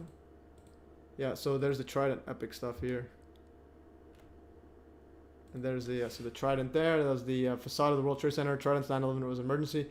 And so the downing of, now we're going to go in the flight MH17. So literally like a month or two after, Malaysia Airlines Flight MH17 takes off from Amsterdam's Schiphol Airport at 12:15. Let's open this up bigger. At 12:15 local time, destined for Kuala Lumpur. So this is the opposite way. Instead of going from Kuala Lumpur, it's approaching Kuala Lumpur, destined for Kuala Lumpur, carrying 280 passengers and crews. Again, this is another Boeing 777, and it's Malaysia ones. The crew are thought to have been aware of a no-fly zone covering Crimea and southeastern Ukraine implemented by the International Civil Aviation Organization. And then shortly before 1:25 this GMT PM at 33,000 feet, contact with flight MH7 is lost over a separatist stronghold. I don't know why it's, oops, something wrong.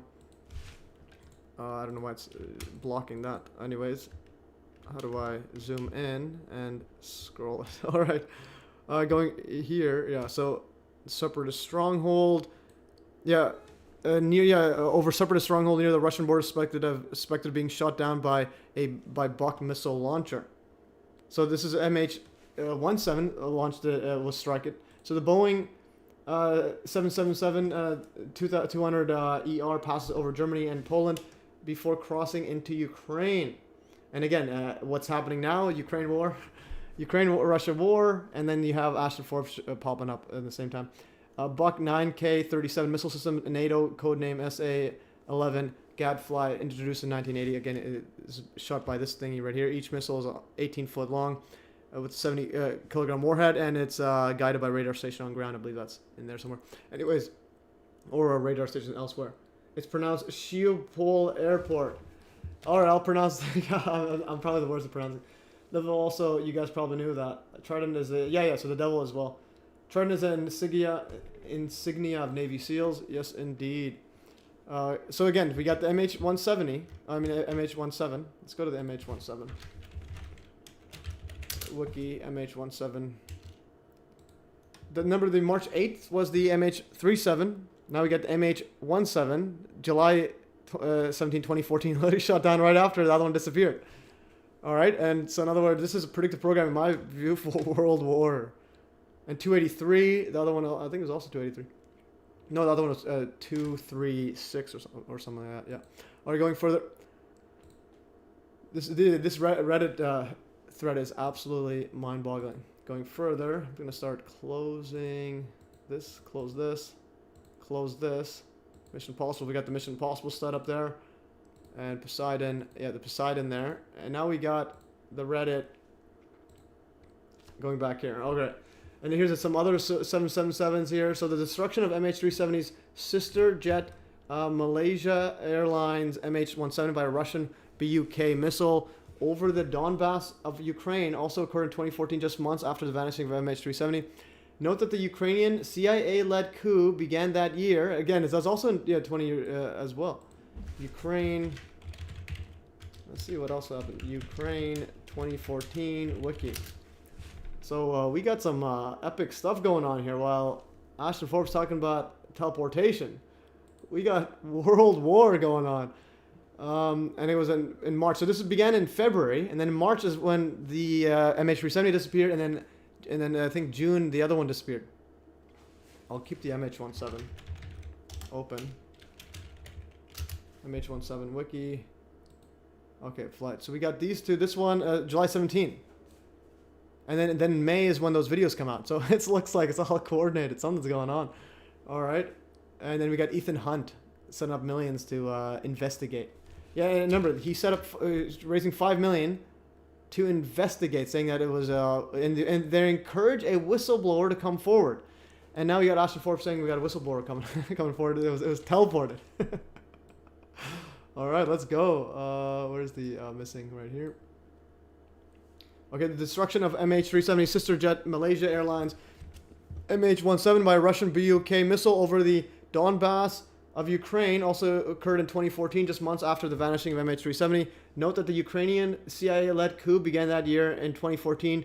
Both MH370 and MH17 were jetliners of the Malaysian Airlines, whose emblem and code 666 and the Trident bearing the highly esoteric blue and red polarity. Yeah, so blue and red merge form purple, and again, blue and red. Blue is Democrats, red is the Republicans, and then you have the duality of fake politics. So it is important to note that MH17 was shot down over the Donbass, which would later turn out to be the primary regional catalyst for the 2022 Russian-Ukrainian war and invasion, which began precisely 7 years, 7 months, and 7 days after MH17's destruction. And Ukrainians' coat of arms is a Trident. Both jets were Boeing 77s. Alright, you got Boeing 77, 666, upside down. There, we'll get to Vav there. So Russia invades Ukraine 7 years, 7 months, and 7 days after Boeing 777 MH17 was shot down over Ukraine on 7/17, so that's July 17th. Yeah, so July 17th. Alright, we got some epic numbers going on here. And the plane with the Trident symbol went down over the nation whose coat of arms is a Trident. Difference between, this is a screenshot from one of the websites. Calculate this. So how many airlines have a Trident? How many nations have a Trident? Trident, symbol of Poseidon, beast from the sea, symbol of Satan, pitchfork, and a three-pronged fork. Mentioned in one is Samuel with Eli's wicked sons. And Vav equals 666. That's the sixth letter of the Hebrew alphabet. Let's go Vav 666. Let's go in here and see what the time we got. Okay, so we got 2 hours and 25 minutes. Again, my legs are like almost buckling. We got 29 people. We got even more people showing up. I think 32 was the peak. All right, we are going gold. And then Central Intelligence Agency equals 117. Epic. Oh yeah, so this is the Vav. And notice the Monster Energy drink also has a 777. So Vav is a 6 letter. And even the name is Monster. All right. And you got the 666 going there. And then Vav is a W or a V. So www, internet. Everything's some sort of next level numerology going on. All right, going further.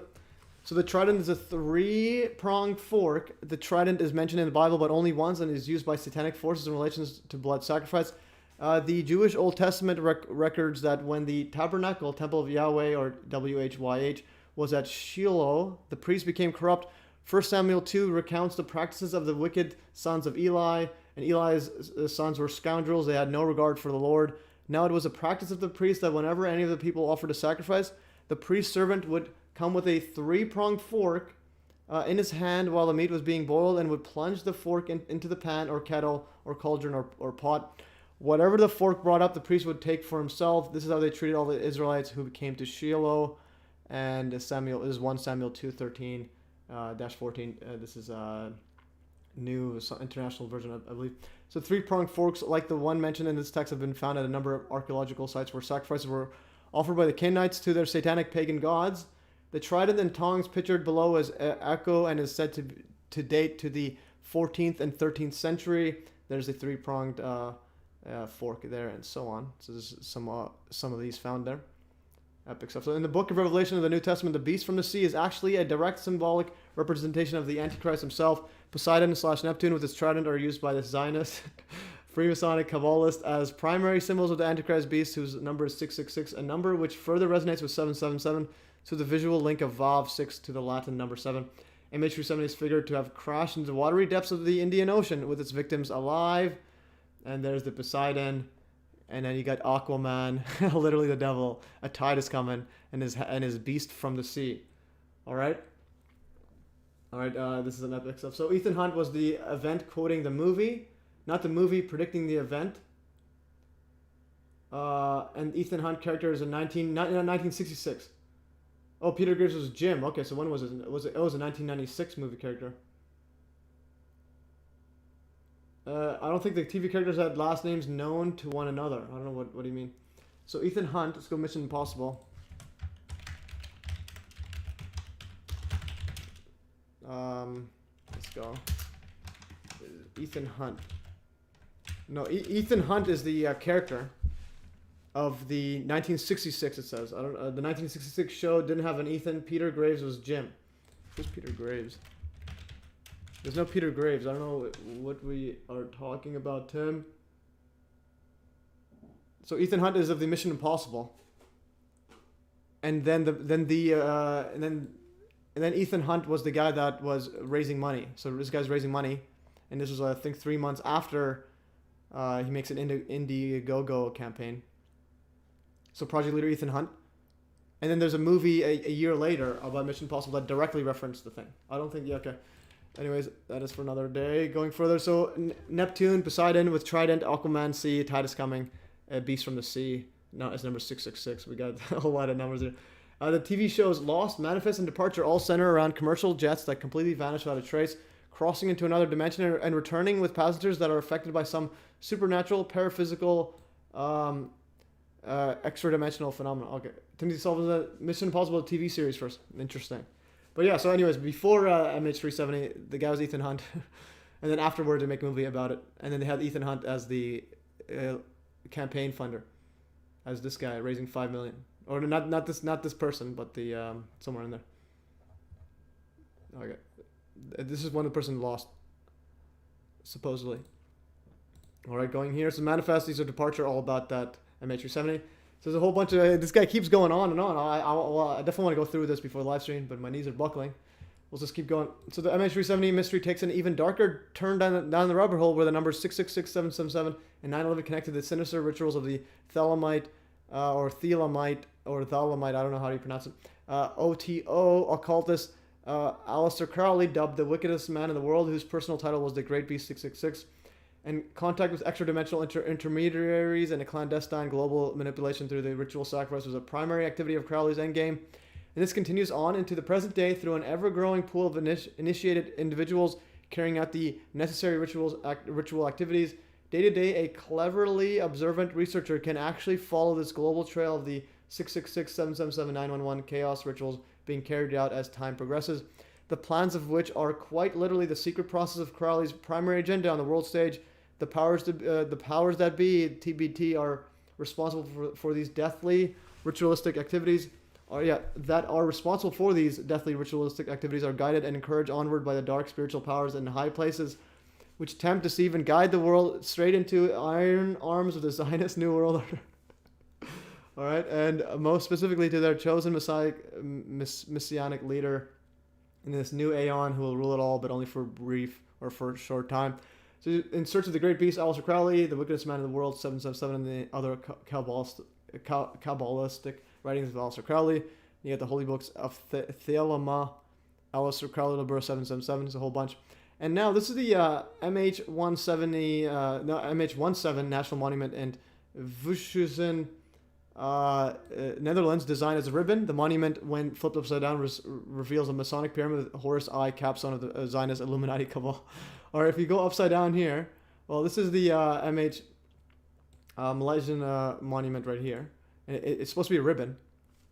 But then if you view it upside down, well, yeah, you're going to eventually view it upside down. Yeah, so this is a ribbon like this. So it's a ribbon. And then if you view it upside down, it's got the pyramid with the capstone all-seeing eye inside. All right, that's epic. So thank you for reading this post. For now, despite the tantalizing clues of a sinister global operation, we can only widely speculate as to what has happened to the unwilling victims of MH370. A likely inclination is they are probably dead, sacrificed, as was the fate of the victims of sister jet MH170 shortly after. The rabbit hole goes deep, but the primary paths of intent are surfacing, and the emerging Saturnian roadmap is strange and disturbing. As by design, despite this pure satanic wickedness, we must remain vigilant and strong in love and wisdom. Blessings to all of you. And a lot of the comments were like, dude, wow, amazing. Yeah, amazing. A second this floored. Yeah, this was pretty epic. This is some epic thread here. And see how much time we have, but I'll go over his second thread, which goes over that orb stuff. Again, but these are separate. Again, this 2 years before, March 11, on 3/11, same day COVID declared pandemic, but on 2020. So 2 years to the day. And this is before Ashton Forbes is going crazy. Or going viral. All right, so I'm closing a whole bunch of stuff. All right, I'm going to close this as well. All right, the next one, and then we'll just, I'll only watch a bit. This one has a whole bunch, though. I'll probably include it in another video. So Saturn Stormcube MH370 post from 2 years ago. This was the Flight 370. And now the next one is orbs and also Ezekiel's wheels. And he goes over literally dozens of accounts of shiny globes, shiny orbs, and so on. But he calls it, again, this is from 2 years ago. See, this is November 13th, 2021. Yeah, this is before that MH370 video he made. And notice the orbs. It's 3 triangles. This is from a movie scene. So the presence of shiny ones, the ball of light, UAPs, UFOs are active, benevolent, and malevolent interdimensional entities watching and manipulating the progression of mankind since the beginning of time. All right, it's a mouthful, but I'm going to play this. Here, look at these orbs. It's literally that same scenario we saw with the teleportation videos, alleged teleportation videos. Stay sharp. Jesus Christ.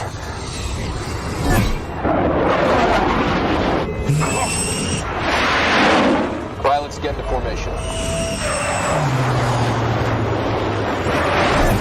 We have our orders, fellas. Keep it together.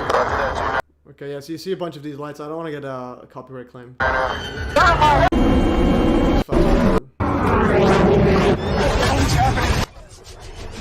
Yeah, there's some crazy lights going on. Alright, so we saw some lights there. This is the entities as portrayed in the Project Blue Book series. Alright. It's literally Project Blue Book. Let's play this now. Okay, thank you for covering this, bro. High on fire. Does anyone know what happened to Wolf Clan media account? Yeah, thanks watching. And yeah, Wolf Clan, his got deleted. YouTube deleted his channel. I believe he had some 9/11 plane stuff that wasn't allowed. And yeah, so they eventually deleted it. Because he had like I think his third strike, and also he's taking a break. But I told him whenever he wants to come back onto 9/11 scene, he's welcome for a live stream. He'll be on the what's it called, front road or front of the line. Sometimes you just have to listen to the universe. Yes, indeed, my knees are buckling. So I'll listen to. So here's some other lights here. So this one is 12 minutes of alleged people seeing lights. So again, I don't know the authenticity. I'm gonna fast forward this. This is 2019. You got some lights here. I'm fast forwarding all of these so we can see everything. Some more lights. Some more lights. People are claiming to see it all over the world. Galactic Radio unblocked. I don't know if you're blocked. I haven't touched anything. So if something happens, YouTube, you can email me. Thank you for the info, bro, for sure. But yeah, so he's welcome to get on a live stream. And if you know anyone wants to get on a live stream, just let them know and then have them message me, because I'm becoming big now. I got how many people? 29 people in the live stream. Unreal. All right, going back here. Anyways, there's some more lights. People seeing lights. And then there's some other sightings around the world. You got some other lights. Again, you have to be the judge on how authentic these are. There's some with the crop circles as well. What is this one from? Oh, this is talking about the phenomenon of lights. Let's play this a bit. You got this Nick Cook guy.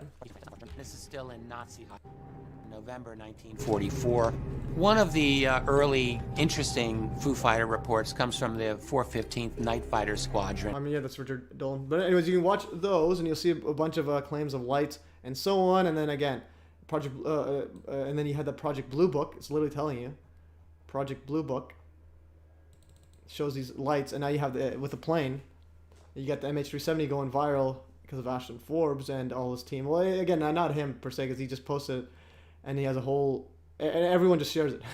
But he is a professional talker, though. Entities near the surface of materializing into bodily forms. But then this guy's Menorah Man guy goes a bit out there, saying these entities turn into these different shapes. All right, and then he goes over to some animal cattle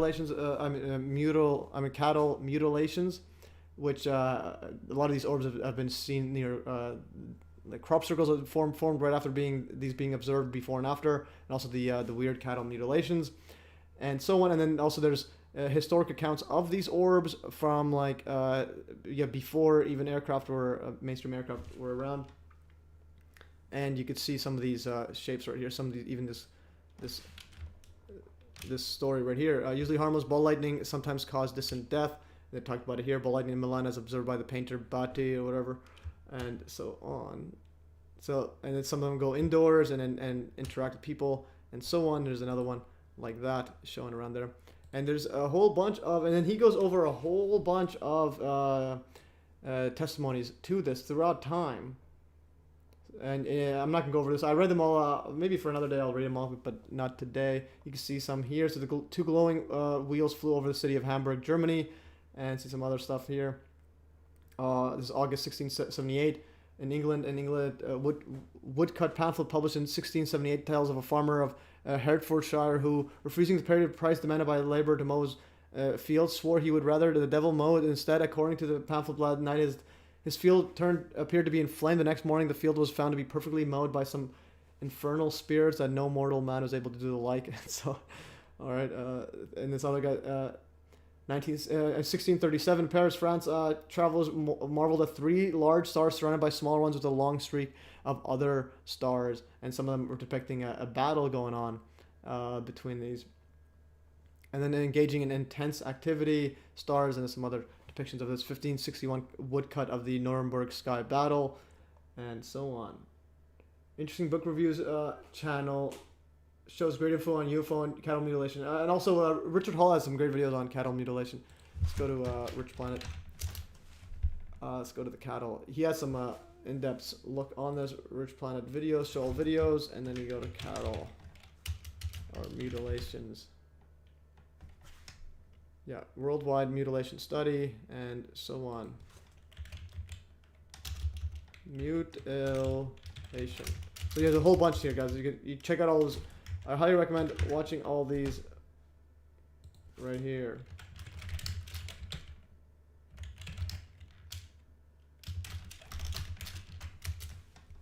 Yeah, so search mutilation and see all those videos there. Epic stuff. Okay, so here's some other stuff. This one is saying there's a battle and they just fell down. And this is depicted 1533. Going further, and there's always the famous one, the Ezekiel's wheels or gyroscopes. There's a whole bunch here. I might read it for another time. And yeah, this is the Ezekiel's wheels, a major manifestation of the entity's recorded sightings from the Jewish prophet Ezekiel.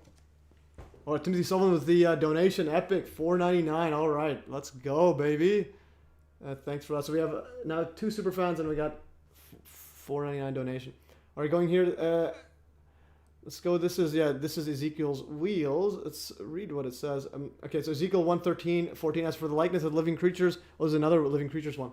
Their appearance was burning coals of fire, like the appearance of torches moving to and fro from among the living creatures. And the fire was bright, and out of fire went forth lightning. And the living creatures darted to and fro like the appearance of a flash of lightning, and so on. I just want to go over Ezekiel's wheels. So here's a depiction of them, and it's literally a gyroscope.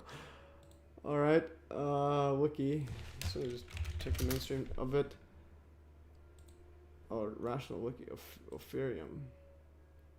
Yeah, so the Ophanium or wheels, Ezekiel's ones. See the I just want to read the whole section of it.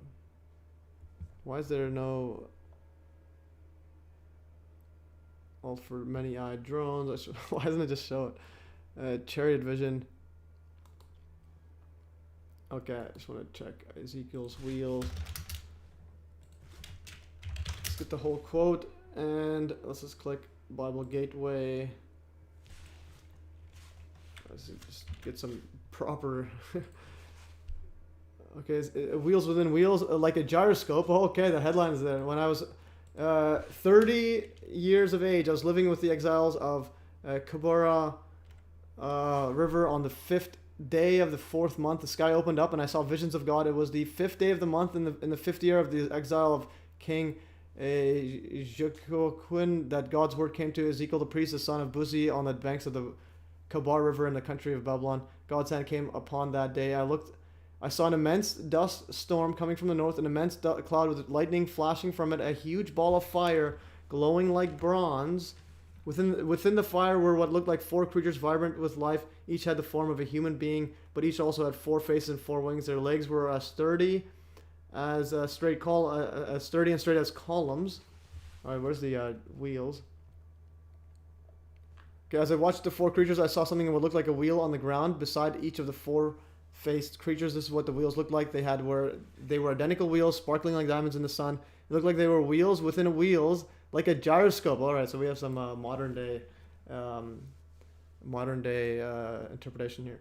They went in any one of the 4 directions they faced, but straight, not veering off. The rims were immense, circled with eyes. When the living creatures went, the wheels went. When the living creatures lifted off, the wheels lifted off. Sounds like some image projection going on.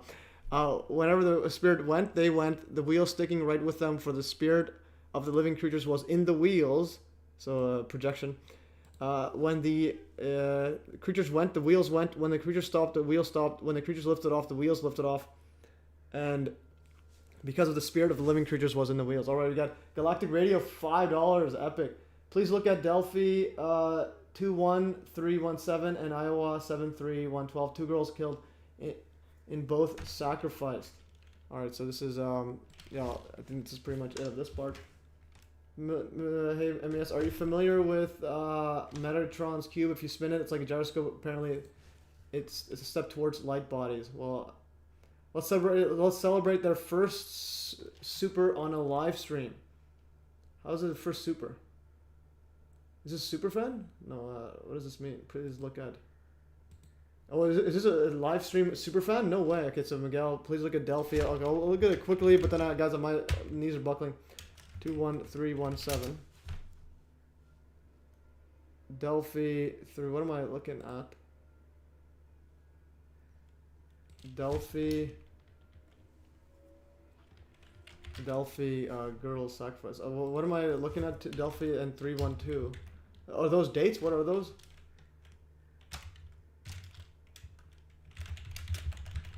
Delphi. Who killed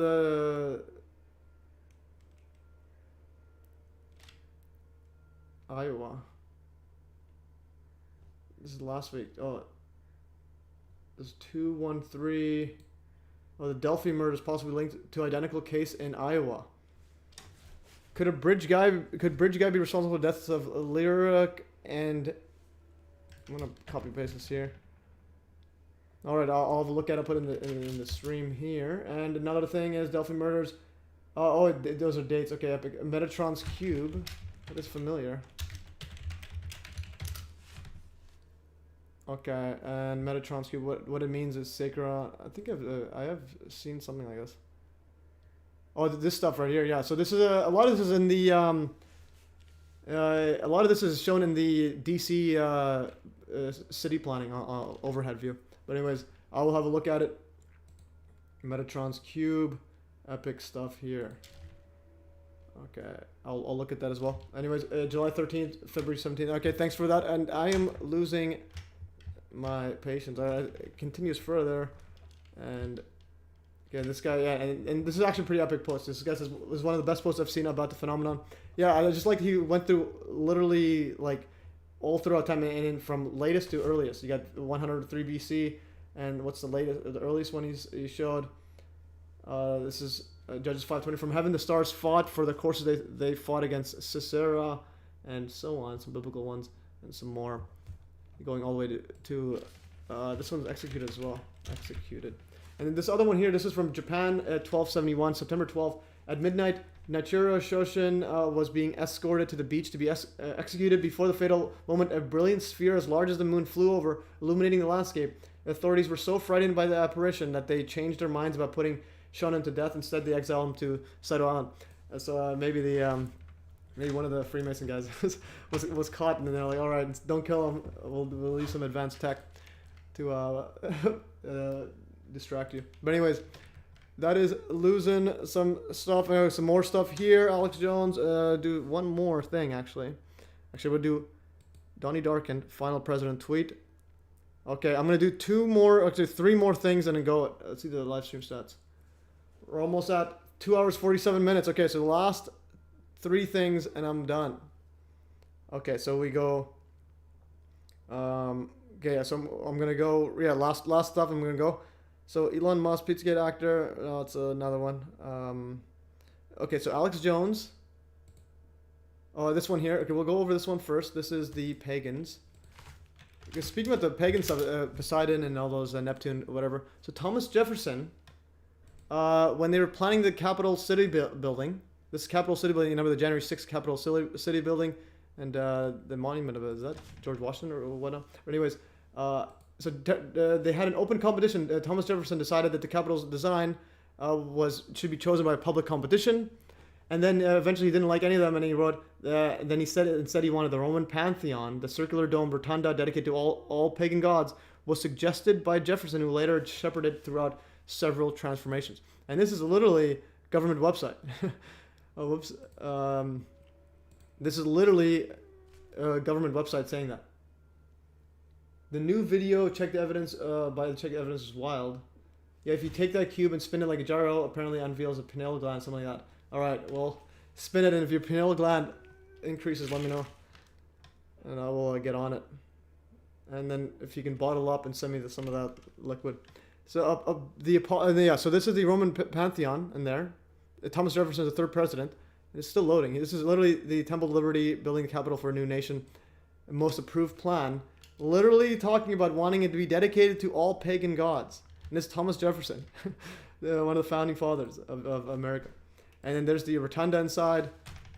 And if you go on top of it, is a painting here of Thomas. This is George Washington, the 1st president, literally being deified with all these like gods of the Roman gods and so on. So the apotheosis literally means deification. Washington, the 1st president, on the ceiling of the Capitol Rotunda literally shows him deified as a god. The apotheosis of Washington is a fresco painting on the Greek-Italian artist Constantini through the oculus of the dome of the Rotunda in the United States, and it's literally about him ascending into godhood. And that's literally what apotheosis even means. And there's him turning into a god on top, an apotheosis. And symbolism is among the heavens in exalted manner, becoming a god. Literally, it's becoming a god. It's like it's not even a conspiracy theory. This is literally apotheosis, also called divinization or deification, is the glorification of a subject to divine levels, and so on. So again, it's all Freemasonic mumbo jumbo going on. Okay, so the next part is I wanted to show one of the last ones is this one. So Alex Jones saying that saying that Trump or Elon Musk could be the Antichrist, and then he admits to being control opposition. If he was control opposition, it was for promoting Trump. So this is some epic stuff. He literally tells you.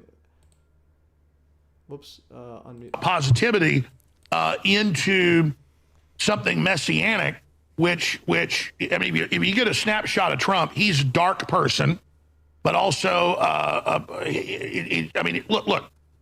If anybody can be the Antichrist, and I don't think he's the Antichrist, but he's the type of person. Also, Elon Musk. I mean, there's some definite dark energy around Trump, and I know if I was ever controlled opposition, it was unwittingly being sucked into it. And I think the jury's out on Trump, but they are definitely scared of him. So. Wait, go back to that thing. Was ever controlled opposition? If I was, and I know if I was ever controlled opposition, and I know if I was. Notice he doesn't look at the camera when he says that. If I was. And another statement here is pretty interesting. This is yeah.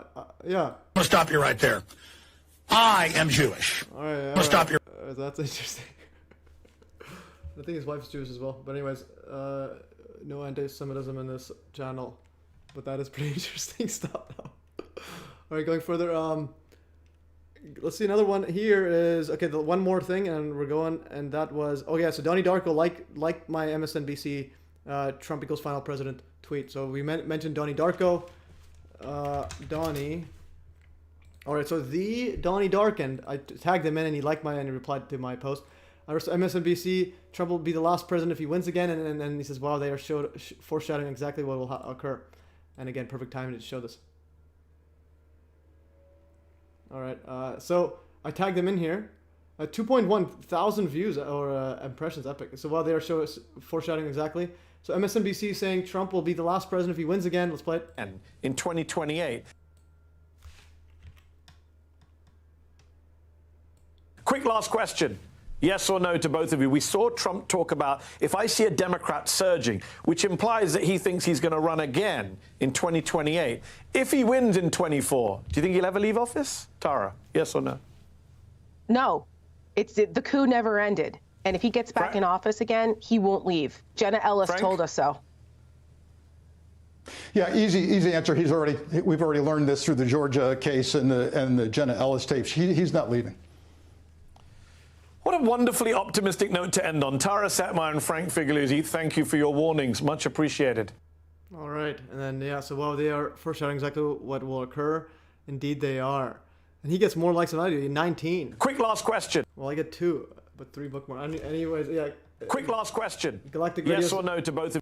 Galactic Radio saying that about if I was control epic stuff. All right, guys. I am closing everything slowly and see what happens. So we got some... Capitol building dedicated to all pagan gods. Like, kind of blasphemy are we talking here? All right, let's continue, and we are closing everything. And again, make sure to bookmark MES links, guys. If you ever forget where I post stuff, everything's in here, and you see some ads as well. Everything, all the links there. If you want anything there as well, some other notes and so on. And thanks for joining. All right, thanks for joining. And next week we might have Alan Forrest on the show. All right, and yeah, become a super fan, guys, and let me know how these work, these emojis. And so whenever, anyways, 23, we are losing power. Well, so he just barricaded himself in. He just barricaded. Okay, have a good. Oh, and Island Bridge is still here. Epic stuff here. Thanks for staying. I think it's super late in that land where he's at. Or I'm not allowed to stay where. But anyways, at 13 guys, we made $13 revenue. Epic stuff here. 2 a.m. my time. Epic stuff. Thanks, MES, and all you in the chat. Yeah, this chat is probably the smartest gang out there. And thanks again, Paul Levels, for correcting me on that Boeing billions. So it wasn't billions, it was hundreds of millions, but it was billions in production. And then millions in the selling and buying. Thanks, MES, and all in the chat again. Anyways, guys, I am ending in 3, 2, 1. Cheers. And